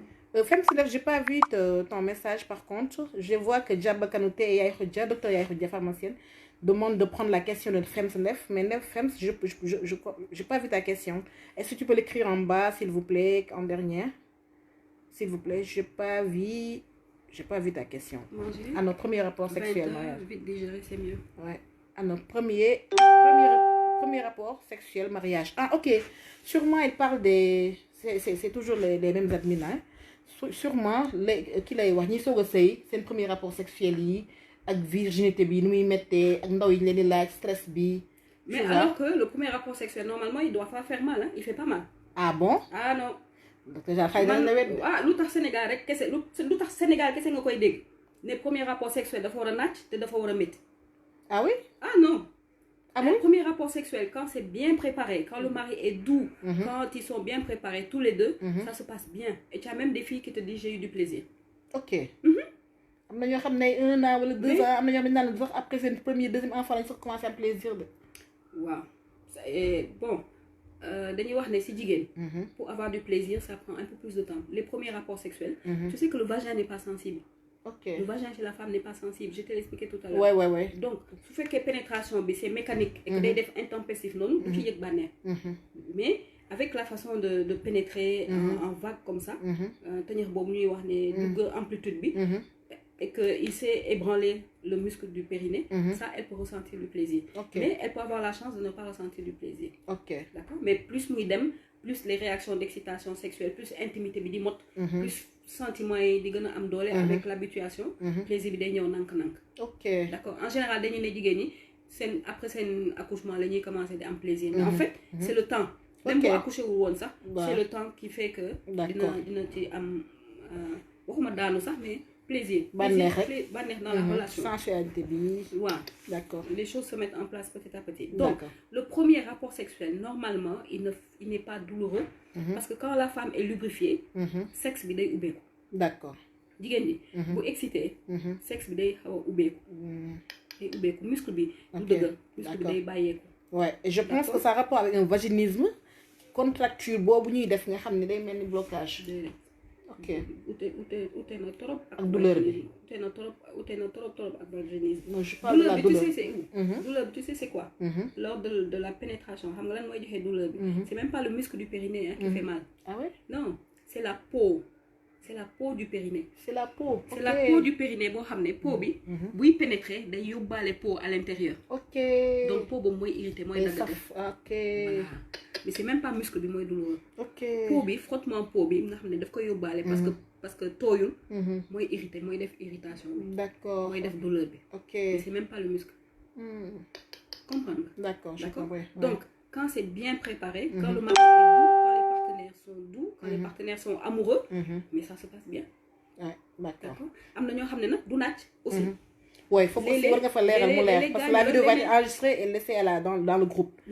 Am na ñoo xam dañuy boole ci seen jabar ils sont prêts même à divorcer parce que seen jabar naaj dañuy yaakaar daf leen tromper ak yooyu. Oui. Tox ñu leen dëgg alors que am na ndaw yoo xam du naaj. Du naaj. Loolu il faut nga leeral ko ndaw yi mel ni dañu bëri façon am na ñoo xam ne du naaj. am na ñoo xam ne dina naaj. Mais pourcentage yi c'est très peu. waaw naaj boobu lan lay demee jigéen boobu su naajee le plus souvent jigéen bi su naajee c'est que pénétration bi daf ko gaañ moo tax mu naaj. Am na ñoo xam ne nag dañuy naaj dëggantaan parce que seen forme humaine bi dafa déchiré boobu day def vraiment ay naaj yu bëri. Waaw d'accord donc daal c'est différent d'une femme à l'autre. D'une femme à l'autre c'est très différent et ce que tu as dit c'est vrai parce que j'ai reçu un monsieur qui me dit 12 ans après moom mu am ay difficultés mais ci biir waxtaan bi comme on prend le temps de discuter mu ne man sama jabar j'ai toujours eu un doute parce que naaj. Tu vois? Et je vais expliquer ça mu ne ma heureusement parce que loolu xaw ma ko woon. Mais il a gardé ce doute là avec lui. te mosu ci partager ça ak jabar ji. Ah oui? Donc pendant tout ce temps il a gardé ça mi ngi loolu mi ngi alimenté seen diggante di am kii te mosu ko wax. Non, je vois des anneaux souvent c'est ça sama jabar nature bi ñu demee lune de miel am na koo xam ne sax day dagg baaraam bi juste pour suturaal ko affaire yooyu alors que la femme pleure en disant que mosuma xam beneen góor bu dul moom. Donc ça c'est très délicat hein. Ça il faut donner. Mais pourquoi les hommes tiennent-ils tellement à la virginité alors que ñu dañuy dul vierge nag. Bon c'est pas les hommes c'est le milieu. C'est le milieu bi toggaanu bi c'est le milieu qui attend. fi milieu bi ñu nekk. Mais ces hommes-là, quand tu les renforces, que c'est une intimité, là, que la famille n'a rien à voir là-dedans, après ça se passe bien. En fait, en général, ça, nous avons le monde. Mais c'est qu'ils ont un moyen pour échapper à l'emprise familiale. Mais si vous appelez pour échapper, pour aller d'un week-end hôtel, pour aller famille, ça se passe très bien. Après, c'est pas un problème. Après, bon, c'est vrai que nous bari gourni, sur bu ñu jox sen yaay lañuy wut ak sen bàjjan yi mais ñom du problème ci ñom. Mais am nañu bloqué nak de ñoo xam ne ñom jabar yaakar nañu ko wara dajji mu naaj. Après ñu gaañ ko mu sax bu jógee du mën dox. Loolu violence la. Ah vraiment c'est des intellectuels hein des jeunes. Oui. Donc changer leen mentalité di ngeen xalaate du noonu de. Mais ça petit à petit bu ci nit ñi di gën a waxtaan sur les formes d'hymen. Violence boobu dina dañ. C'est une forme de violence lors du premier rapport sexuel mais après mën na bàyyi ay séquelles yoo xam ne. C'est durable ci jigéen bi. fu lay jaar ba dootul am bànneex parce que du ñeme. Day traumatisé. D'accord ok d'accord mais jigéen bi sëy ba pare ak jigéen bu sëyagul kan koy gën a may bànneex. dañuy wax ki sëy dafa xaw ubbeeku bon jeeg bu ndaw la mooy gën a yëg bànneex bi alors ki xat day mel ni dañ koy xaw a traumatiser vagin bi day xat. Mais xat ça n'existe pas en fait. Ah ouais. Xat ça veut dire que c'est le périnée est fermé loolu mooy xat. Ok. Xat mooy périnée bi dafa tëju. Muscle bi dafa tëju. En temps normal. D'accord. Maintenant il faut que jigéen bi excité. bu excité périnée bi day xaw a. day relâché. Ok. Muscle bi day relâché mu tooy. Mais le pénis. dugg ci biir vagin. foofu du place am.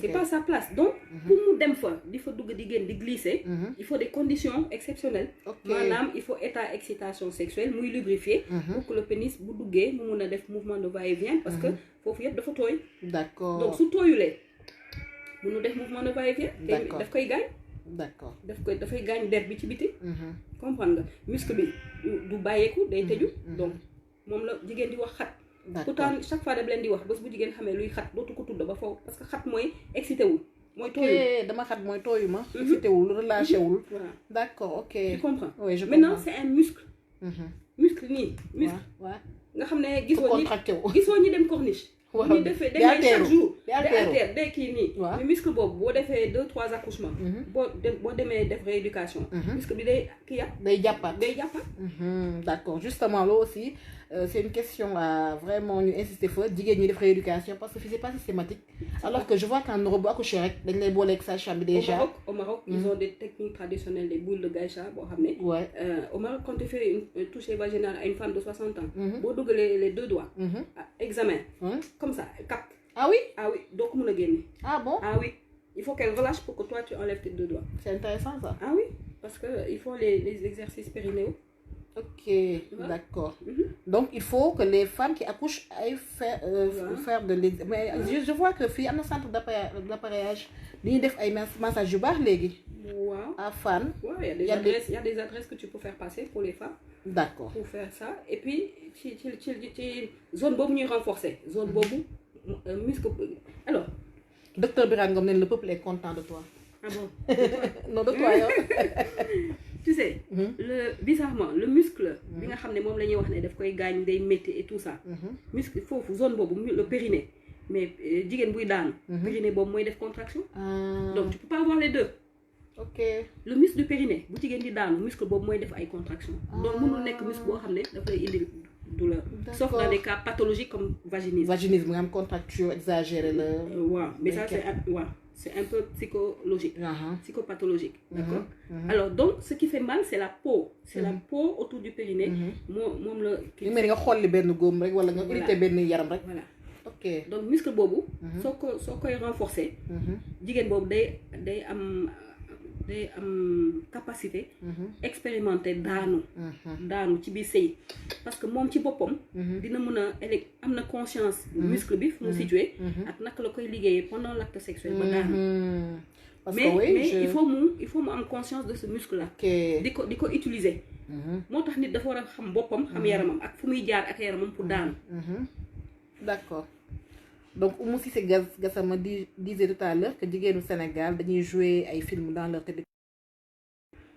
ba nga xam ne bon juste ok attendez je suis en mode voilà nee nañ dañuy jouer théâtre dans leur tête di théâtre alors que yëguñu dara bu ñuy di war ne dañoo daanoo dañoo satisfaire seen partenaire ay semblant semblant dañuy def semblant daanu di yuuxu di mel ni comme tourner quoi di def semblant daanu mais faut faire très attention parce que booy def semblant daanu ki nga nekkal day xam ne da ngay semblant de ba pare daf lay bàyyi ci biir faut faire très attention bon oui il sent li ñuy sentir la da ngay xam ne et puis booy def semblant ni tonalité baat bi ni muy génnee ak boo deful semblant du benn booy def semblant yaram bi ni muy réagir ak vrai daanu du benn c'est jamais pareil d'accord donc ku xam dina xam ne yow mii da ngay def semblant kon bàyyi leen théâtre bi yaay jonge bu forox waaw mais soxlawul aussi théâtre xam-xam bu ñuy am par exemple yéen mi ci site bi su ngeen di joxee xam-xam parce qu'il y a 30 000 membres donc vous pouvez toucher beaucoup de femmes si vous expliquez des petites vignettes comme ça d'explication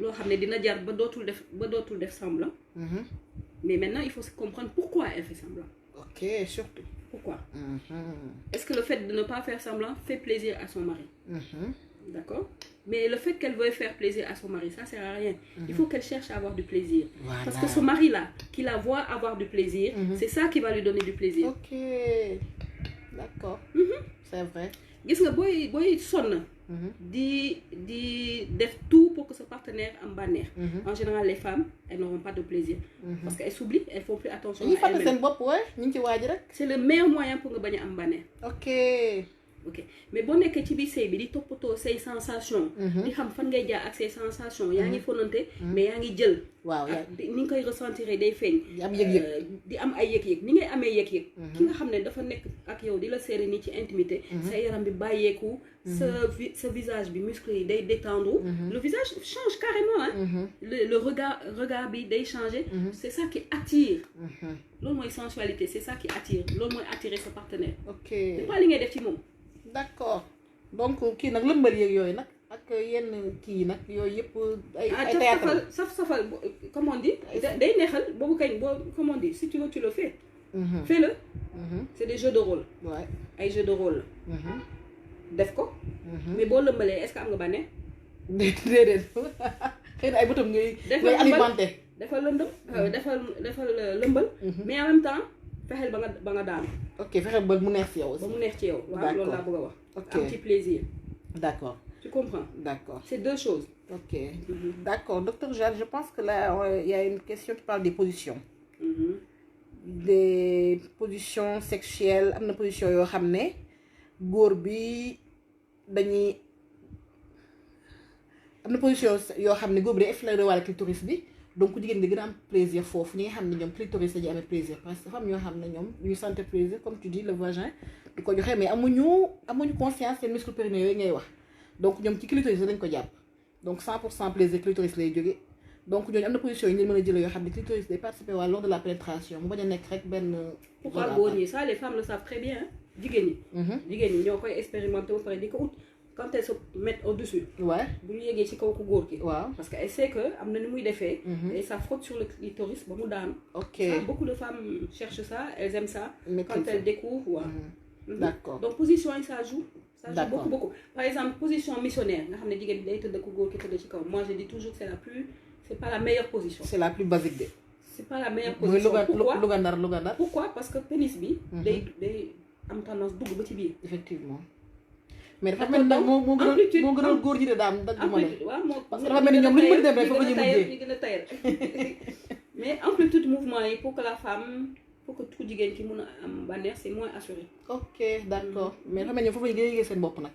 góor ñi waaw ci missionnaire bi. parce qu'ils arrivent à parce que le fait de pour l'homme le fait de donner des mouvements profonds comme ça le col de l'utérus le pénis le bout du pénis le gland du pénis tape sur le au fond ok ça dafay ñuy jox sensation yi ne ah ok c'est ça c'est de l'égoïsme ouais.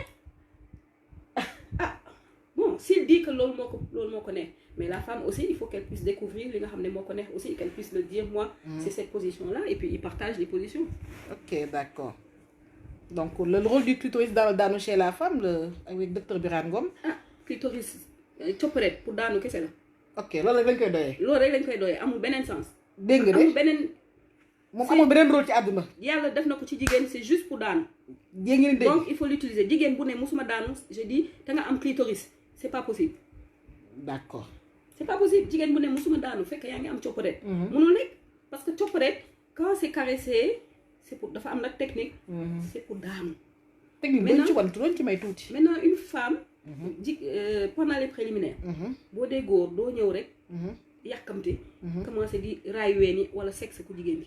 quand jigéen boo laalee sexe bi alors qu'elle n'est pas excitée c'est très désagréable. ok dafa soof mais il faut raayante ci yaram bi. toutes les parties nga xam ne c'est pas érogène. diggu ginnaaw bi. cuisses yi les fesses c'est très érogène. ok. ba nga xam ne gis nga ne ku jigéen ki mu yaramam mu ngi commencer tàng buy yaram bi commencer tàng chaleur corporelle bi day yokku. nooy bi day commencer di accélérer. bu boobaa nag nga wàcce ci clitoris bi dina fekk tooy na. clitoris bi gonflé na. boo ko raayee ci daanu la jëm. ok bu ko raay ba ci digg bi nga àgg ci moom de déedéet. may ko raay ko ba mu daanu. voilà nga soog àgg ci moom. c'est pour ça. d'accord donc clitoris yi lañ koy dégg copp rek daanu rek lañ koy doy dégg ko leneen. bu ma xëy suba nag kenn naa ma docteur bi wax ak yéen fii ak bii nekk foofu du benn na clair docteur Jeanne vraiment yaakaar naa xale yi kontaan nañu vraiment débat bi c'est très intéressant te bu ñu ko toppee fi dañuy fanaan tamit.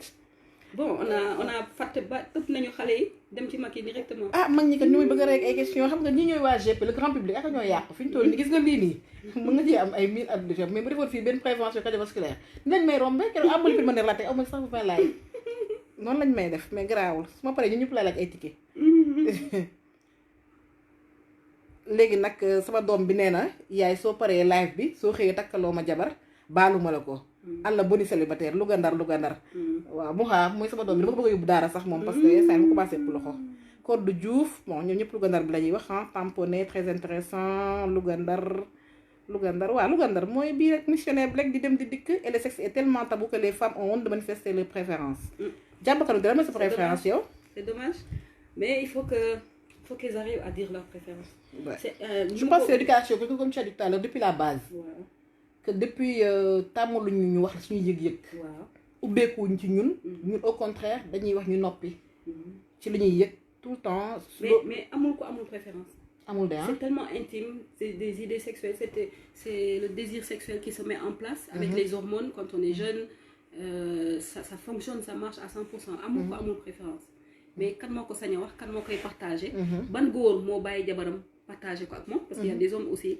Je peux raconter une histoire. On faisait les préparations de mariage à Mbour.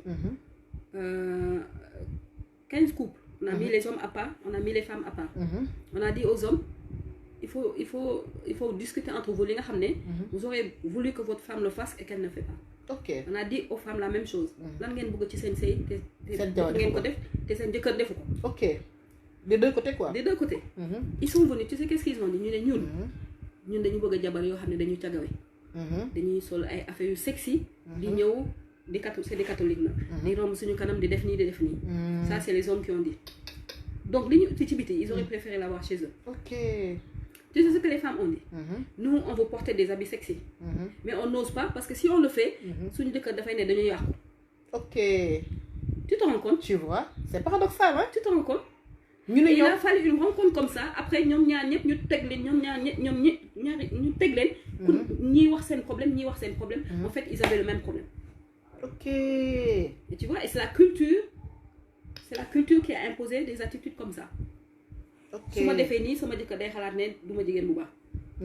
Man bëgg naa sama jabar mel nii mais comme moom xamu ko naa ko ci bàyyi. fekk jabar ji xam na ko. Ok. Tu vois. Donc loolu moo leen di. D'accord. Donc voilà. Ouais, donc c'était une question intéressante. Soxna Dieng qui disait que c'était à la femme d'être maligne, de prendre les positions. Moi, il y a une position, mais il y a une si on doit revenir, non, que il y a une position, il y a plaisir. Je dirais pas moi mousse. Parce que là, on va être dans le jugement. On va pas juger. D'accord. Mais pour avoir chance de découvrir dara, nous développer et nous manifester. Les préférences, le mot qu'elle a utilisé, c'est exactement comme ça. Peut-être qu'on a nos préférences. D'accord. Mais bonne liberté, bonne liberté, bonne affirmation de soi, bonne autonomie. En fait, il faut être autonome. Bonne autonomie pour dundal li nga xam ne yow li sa nekk sa xel moom nga anticiper moom nga bëgg a dund. Soo amul autonomie doo ko def. Autonomie développé foofu dans quel sens? Dans le sens parce que damay xaw a xalaat ay masturbation pour xam sa yaram ak yooyu te ñun vraiment c'est déjà masturbation. Les femmes se masturbent. Ah oui? Mais genre ñun loolu dañu ko tere ba nekk xale ba tey. Oui. C'est interdit par la religion, mais les gens le font. Ça veut dire que c'est très fort. Mais je juge pas, on ne juge pas. Mais on se dit ça se fait. Mais au lieu que nga koy def yow kese. Mais def ko sa kanam mu jëkkër mu gis. Ah oui?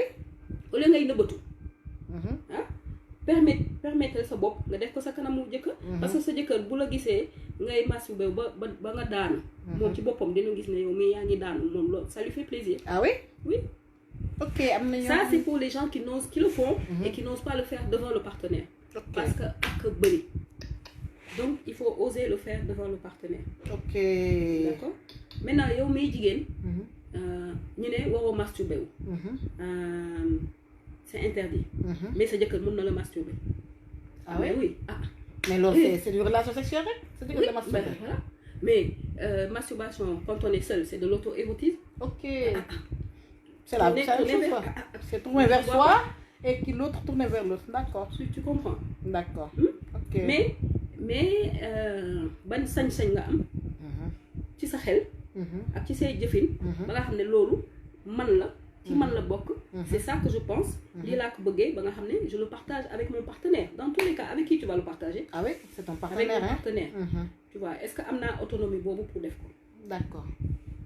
tu vois est-ce que am naa sañ-sañ boobu am naa capacité affirmer suñu waxee dara ma ne non pourtant lii nga xalaat mais pourtant man nii laa ko xalaatee woon. ok s'assumer être autonome je comprends ouais je comprends donc du affaire du yelle si du jaay yaroo kii nag ak noppi dañ laa yar doo wax doo def dara doo exprimer wu foog nga xam li nga bëgg xam noo koy waxee ak noo koy demander ak noo ko koy xamalee à l'autre aussi. beaucoup d'hommes disent ñu bëri góor yu bëri soo waxtaanee ak moom sama jabar moom xamul dara je dis vraiment xamul dara il se trompe.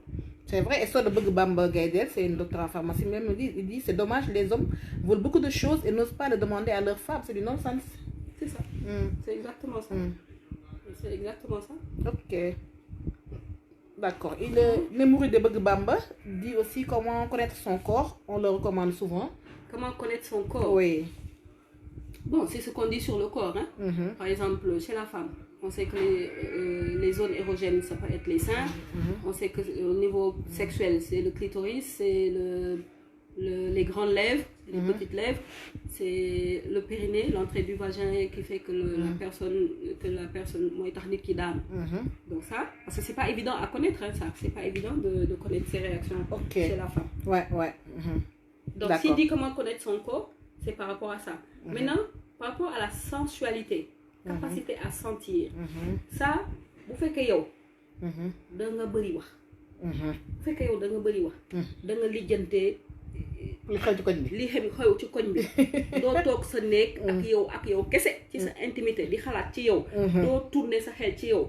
amoo sa temps bopp. jotu nit ñi nga am. kooku moom dina am peut-être kooku dina am difficulté installé lu bëri. C'est vrai. booy say parax yàkkamti. mais xam sa yaram isam dafa am lu mu disposition intérieure bu mu laaj. disposition intérieure boo xam ne il faut nga am jël sa temps reculer tuuti bàyyi nit ñi ci biti. waaw dugg ci sa néeg jël sa temps. xool. imaginer sa yaram nii. di nga wax sa cerveau bii ne sama yaram bii yàlla ni ma ko bindee. fii ak fii ak fii ak fii. moom mooy jox ay sensation. dëgg la. xoolante di am ay sensation. waxante ak baat bi ni ma koy tonalité baat bi day joxe ay sensation. xet gi xeeñtu. gis nga bu ngeen couple bi bu ñu raayantee nii. le lendemain même boo sangoo. boo defee nii. tu as l'odeur de ton partenaire comme ça. oui c'est fort ça. tu as l'odeur de ton Maki Madi Basila nee na yow yaay docteur Jeanne Diaw yaay sama sëriñ yaa ngi fi te wér. merci tu comprends. comme benn rasta la. waaw vous comprenez. donc soo jëlul temps boobu pour yow. lu bëri doo ko installer pour nga may ko keneen. il faut nga jël temps pour yow il faut nga couper de l'extérieur. bañ a joxe sa bopp trop ci biti de temps en temps nga garder tuuti pour yow. nga mun a am nag capacité nag déglu sa yaram. ak mu lay jox pour que nga mun ci profiter. boo tolloo foofu. loolu day indi xel bi dal ça apaise c'est apaisant. D'accord. La séduction, c'est un enjeu de pouvoir. La sensualité, c'est apaisant. Le pouvoir, on a gagné, bon, gagné, qu'est-ce qu'on a gagné? Pourquoi? Parce que tout à l'heure, ñi nga xam ne góor yi nga xam ne dañuy réussir seen relation ak seen jabar mooy góor yi nga xam ne dans l'intimité dañuy wàcce relation de pouvoir dans l'intimité amatul may chef de famille dañuy oyof amatul dañuy wàcce lu bëri pourquoi il faut ñu wàcce. Ok. am na sensualité. góor ak jigéen ñi ko tolloo. D'accord. foofu un jeu de pouvoir mënu fa am. autorité amatu fa. D'accord. loolu soo ko nangoo boo ko intégré sa cerveau. di nga am une puissance relationnelle. boo amee la puissance relationnelle di nga am la puissance sexuelle. D'accord. La puissance sexuelle c'est la puissance relationnelle. Le pouvoir dans la relation. mooy indi puissance sexuelle. Ah oui. Le pouvoir dans la relation. C'est quoi? C'est beaucoup d'humilité. C'est pas le pouvoir. C'est paradoxal. Fii de gars yaakaar nañu xuural ba jaagar def ñetti dara. soxna si defarul yuuxu teel ndekete wu oyof la mbir mi. góor ñi yéen a ngi dégg. docteur Jeanne neex nga ma de. gis nga le Aminata Kébé kontaan na ci yow. Elle est quoi? Elle est médecin. Elle est juriste. C'est l'AGS, les parités et tout ça là. Avec les deux Maguette Mbaye et Fatou Kourou et tout. Waaw gis nga le bébé dans le ventre de sa mère. Il communique avec sa mère. xamuñu ndax góor la. xamuñu ndax jigéen la ci biir. xamuñu ndax góor la xamuñu ndax jigéen la. Effectivement. te day communiquer. Comment? Parce qu'il sent bu yaay ji nekkee ci benn état day commencer di bouger. Ok. mais yaay ji qu'est-ce qu'elle fait elle caresse son ventre petit à petit ak gis nga nu mu koy raayee di ko raayee façon boo xam ne dafay dalal xelu bébé bi l'enfant se sent apaisé dès que l'enfant se sent apaisé il se détend loolu la góor ak jigéen tolloo d'accord se sentir apaisé et ça comme une indifférence yëpp sur le fœtus indépendamment des sexes noonu la mais dans la vraie vie en couple dans la vraie vie xoolal dans le ventre de la maman l'humain l'être a besoin de se sentir apaisé yow boo xamee loolu jeex na gañe nga yëpp l'être humain n'a besoin de rien d'autre que de se sentir apaisé ça commence dans le ventre de la mère il a besoin de se sentir en sécurité dans le ventre de la mère l'enfant qui n'a pas cette sécurité là day génn wex yuuxu les enfants bébés font des dépressions ñu naan sa Wolof Njaay ne yaay ji dafa lekk kaani yaay ji daa lekk kaani mais en fait elle lui a pas donné les soins faale wu ko góor ak jigéen quand on parle d'égalité de genre dans l'intimité c'est là-bas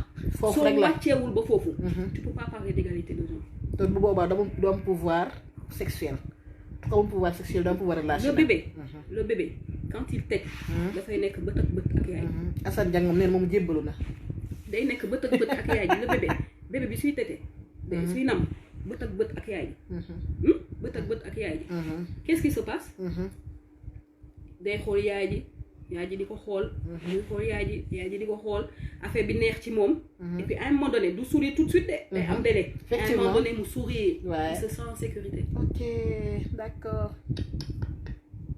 donc les bébés gis nga bébé bu jooyee doo ko raay n'importe comment de noo koy raay ndànk ak façon bu douce boo xam ne waaw apaisé muy noppi di noppi ba à un moment donné bu apaisé lu muy def nelaw na loolu mooy góor loolu mooy jigéen góor ak jigéen a ko tolloo y a pas de différence amul kii góor la amul kii mooy chef amul dara donc yow miy góor soo xamee loolu munoo nekk kilifa boo xam ne da nga soxor wala da nga violence sa biir kër c'est pas possible parce que lan mooy bakken c'est se sentir apaisé su ma ko xamee dama koy tabax ci man pour mun a apaiser doom su ma apaisé wul munuma apaiser doomu jàmbur justement dëgg la si je suis pas apaisée je peux pas apaiser l'humain tu vois donc ces gens qui ne vivent pas ci côté sécurité boobu ñi amul apaisement boobu en fait bu ñu magee ñoom ñooy nekk les adolescents violents ou les chefs de famille qui sont violents pourtant Wolof Njaay daf koy wax dafay wax ne kii borom kër gi mu sévère yaay ji yaru ko wala yaay ji dafa gaañ bi bu nekkee xale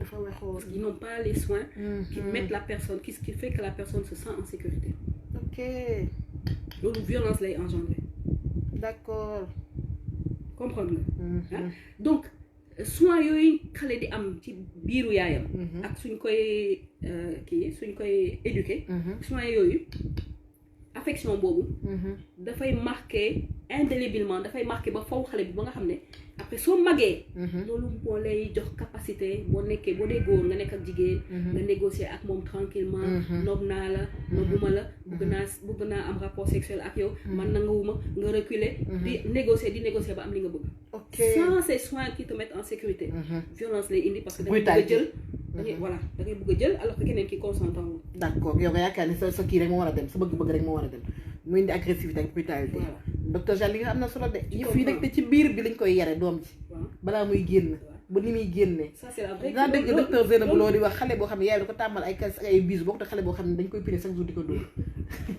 Zeyna dafa neex c'est ça tu vois donc cette sécurité là moom la góor ak jigéen loolu mooy être en fait se sentir apaisé c'est ça l'être bu ñu xasee ba gis ne xale bi juddu nag ñu gis tuuti bi kii góor la rek commencé yaree ko góor góor du jooy góor du def nii ñu yaree jigéen day wàcc day nooy ça c'est le paraître loolu société bi moo la tabaxee pour ne yow mii boo ko defee jigéen nga pour ne yow mii soo ko defee góor loolu société moo lay xoolee noonu mais boo bëggee am jàmm ci sa intimité jëlal loolu nga teg de côté nga dellu si ci li nga xam ne ci sa intimité soxlawul sujet verbe complément sa intimité gis nga sa intimité fàttali ne dem nga école fàttali ne mun nga def sujet verbe complément fàttali ne mun nga def 10 plus 10 égale 20 boo bëggee réussir sa intimité parce que amatul logique amatul calcul amatul diplôme bac plus 12 loolu boo dee médecin sa jëkkër nekk médecin boo wàccee ba foofu di nga réussir sa couple super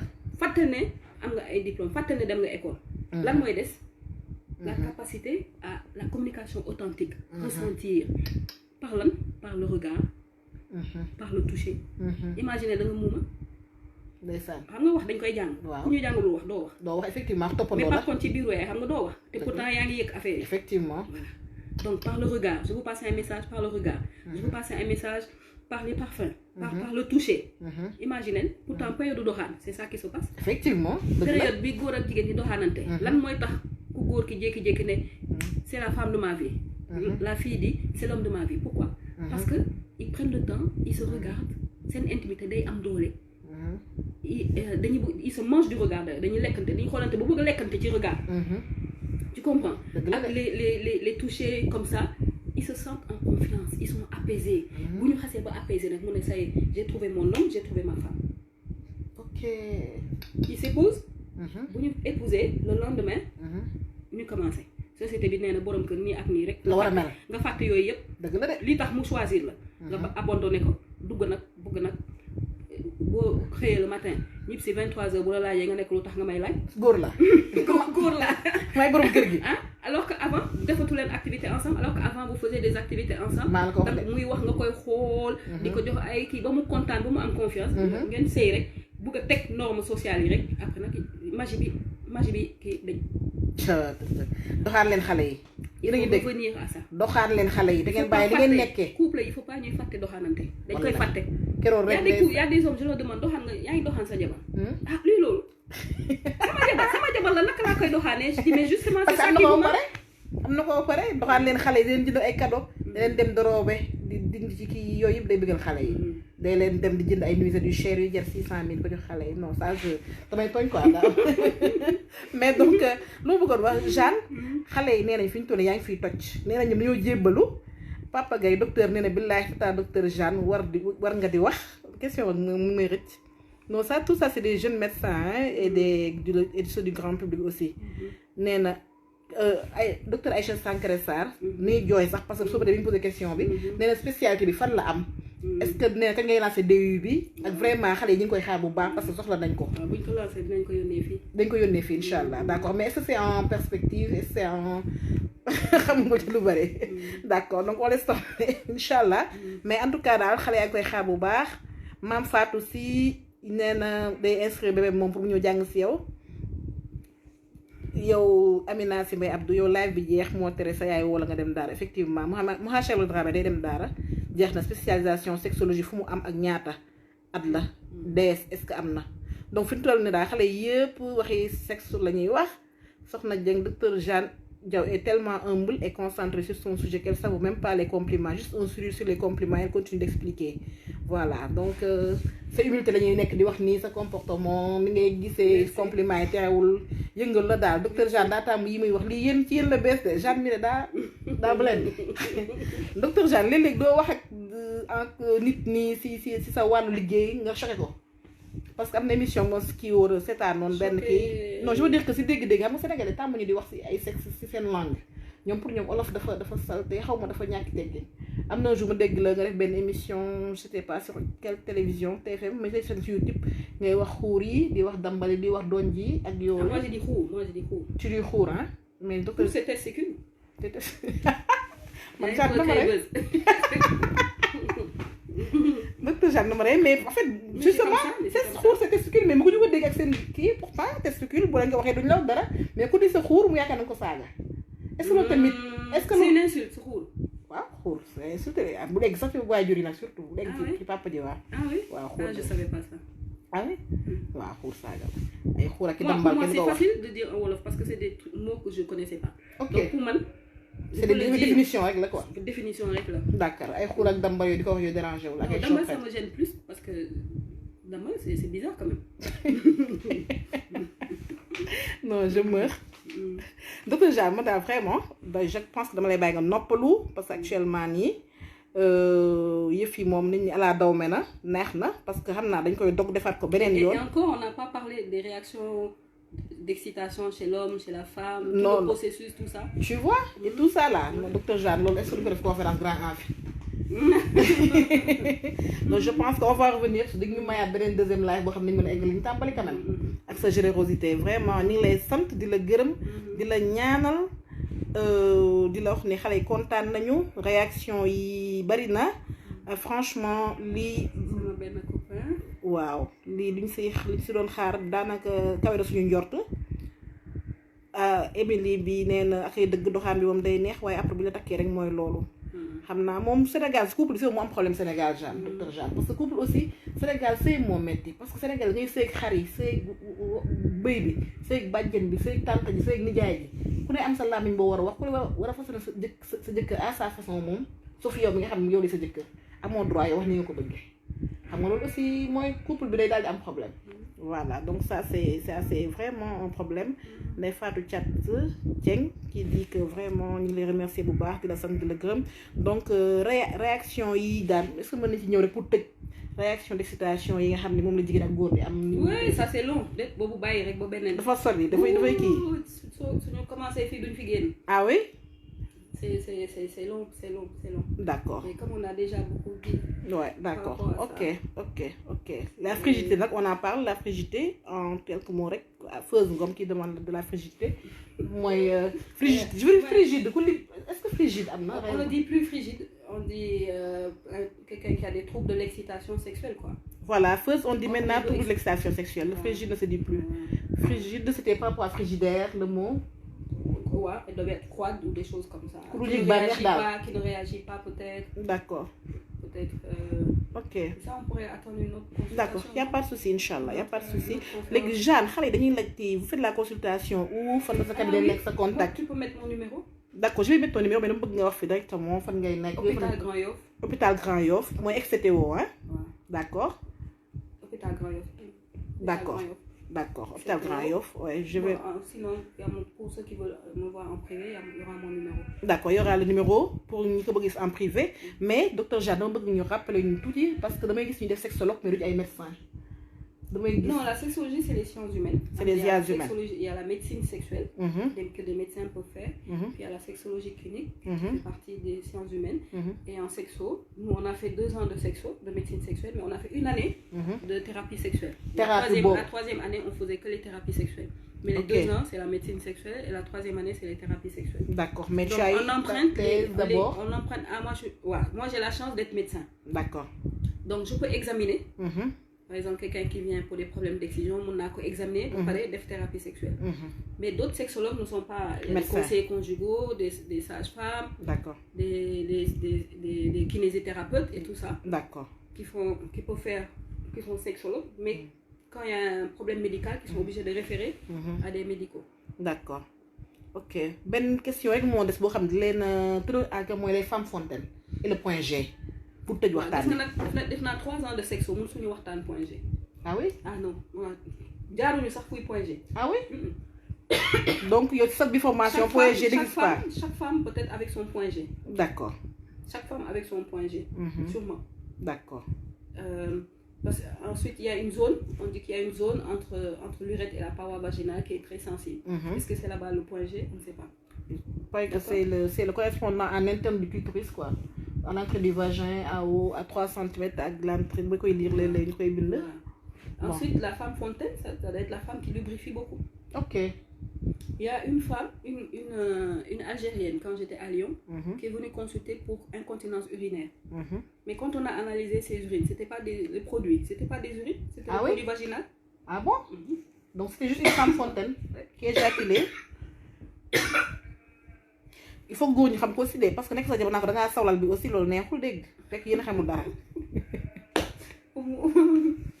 donc voilà, donc l'autre femmefontaine.g, mon dernière question, on a presque abordé toutes les questions, Kodeta, Femsenef, Moussa Diom, Léopold Campbell-Dien, Yaï Mamdjara, Mimis Mina Sambou, Maïmouna Atsal, alhamdoulilah, super.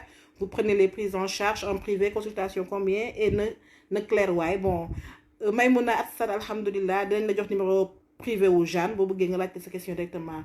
Pape Diakhompa, docteur, nous les coucou, il y a Moussa Guidé, Sarjor, les Fatou Nyan Diabakanouté, c'est les membres du groupe quoi, qui sont tout le temps là et vraiment, pour remercier Marem Gueye, les mafs du groupe là. Voilà, André Bernard, on a vu cette animation. Femme Fontaine, so baxé rek ñu continuer fofu amna solo.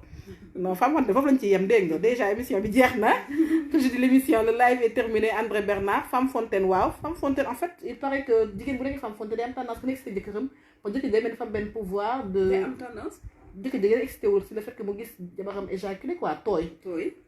ben oui. ça excite l'homme. oui les hommes ouais. D'accord il aime ça. Ouais. D'accord. parce que xam na ne que tooy bi mooy niveau excitation bi. waxuñu ne ngeen dañ seen saw yi di saw naan femme fontaine ngeen a bàyyi leen tricher bi surtout ñaareel yi. donc voilà. docteur Jeanne. donc tàggool. ñu remercier la. donc c'est sûr que tu n'es pas Facebook. maa ngi leen di oui voilà moo tax it aujourd'hui on a eu des problèmes. on a galéré parce que amoo déjà amoo sa compte bi c'était inactif depuis xaw ma quelle année. Tu étais dans aucun groupe, il fallait aller te chercher, te piquer, t'inviter, te faire modérateur, mais ça n'a pas marché. Heureusement, il y a le jour de savoir que et donc, voilà, et donc, on se donne rendez-vous peut-être pour une prochaine Inch'Allah. Séance d'approfondissement. Ouais, Inch'Allah. Content nañu vraiment bëgg nañu. Docteur Jean bu nekkul woon Covid bi dama lay accolade. dama lay coach. Voilà man nag maa ngi nii maay seen admin de luxe comme on dit. tey docteur Oumou laa woon spécial journalisme la. tey non tey dama cardiologue. mu leer bu ma xëy ko naan ma li ngeen def noonu la. donc voilà.